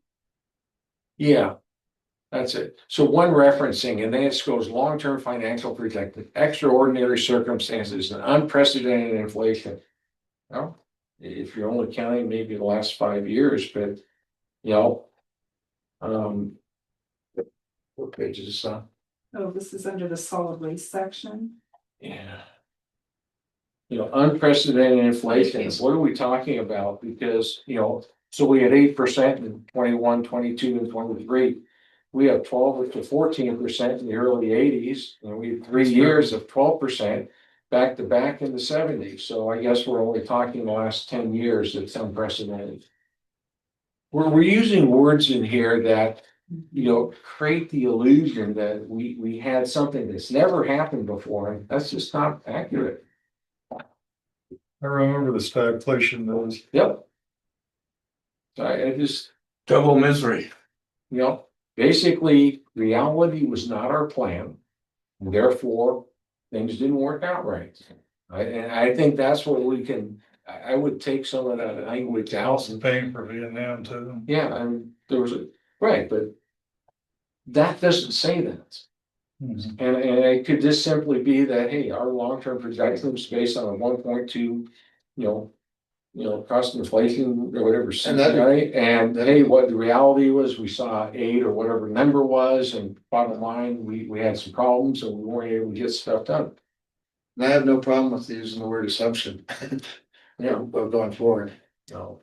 because that gives a reference. Folks, I'm sure we're about to be buzzed again in another 3 minutes.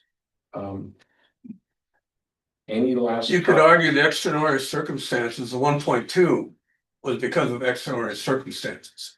Historically, that's not, yeah. So. And we don't have a clue what's gonna happen in the future. On separate topics, or not on this specific thing, are there any summary comments from Pac-Man? I'm working on it. I mean, run that. I will, in the interim, For the wise Jeff to provide us with. Mariah, I'm gonna send you my comments in track changes, and you can distribute those and use those as appropriate. That's a staff discussion to handle however you want. The press bin works too. Or I'm not gonna tell them what to do with it.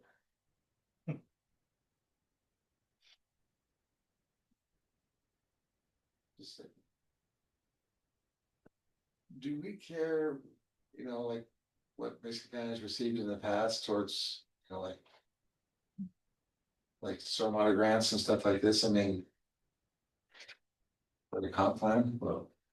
So this is on page 32 of 51. I think fiscally, in the end, we need to be able to say, hey, we're looking at, this is the expenditure we have millions per year. And how is that gonna be generated? No, this was received. This is money they received in grants, so you don't have any idea where this is going forward. No, but if you use history as a projection going forward, I mean, if not, I can put any number I want in grant, I would want some. No, but this is written like, why would we want to state that what happened in the past here? Don't know. That's what my question there was, regardless. Well, usually use historical data to do your projections. I mean.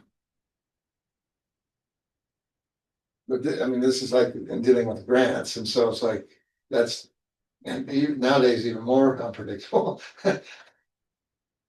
True. Go through 2027. So I'm just, you know, wondering if you know, shouldn't even be in there, that type of referencing. In finances. But I'm not hearing anybody take money.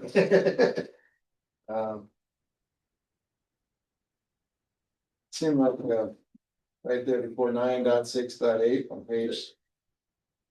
Yep, oh, you want to say, really, we're gonna run out of time here in a minute. There you go. So, I mean, we can go paragraph, but.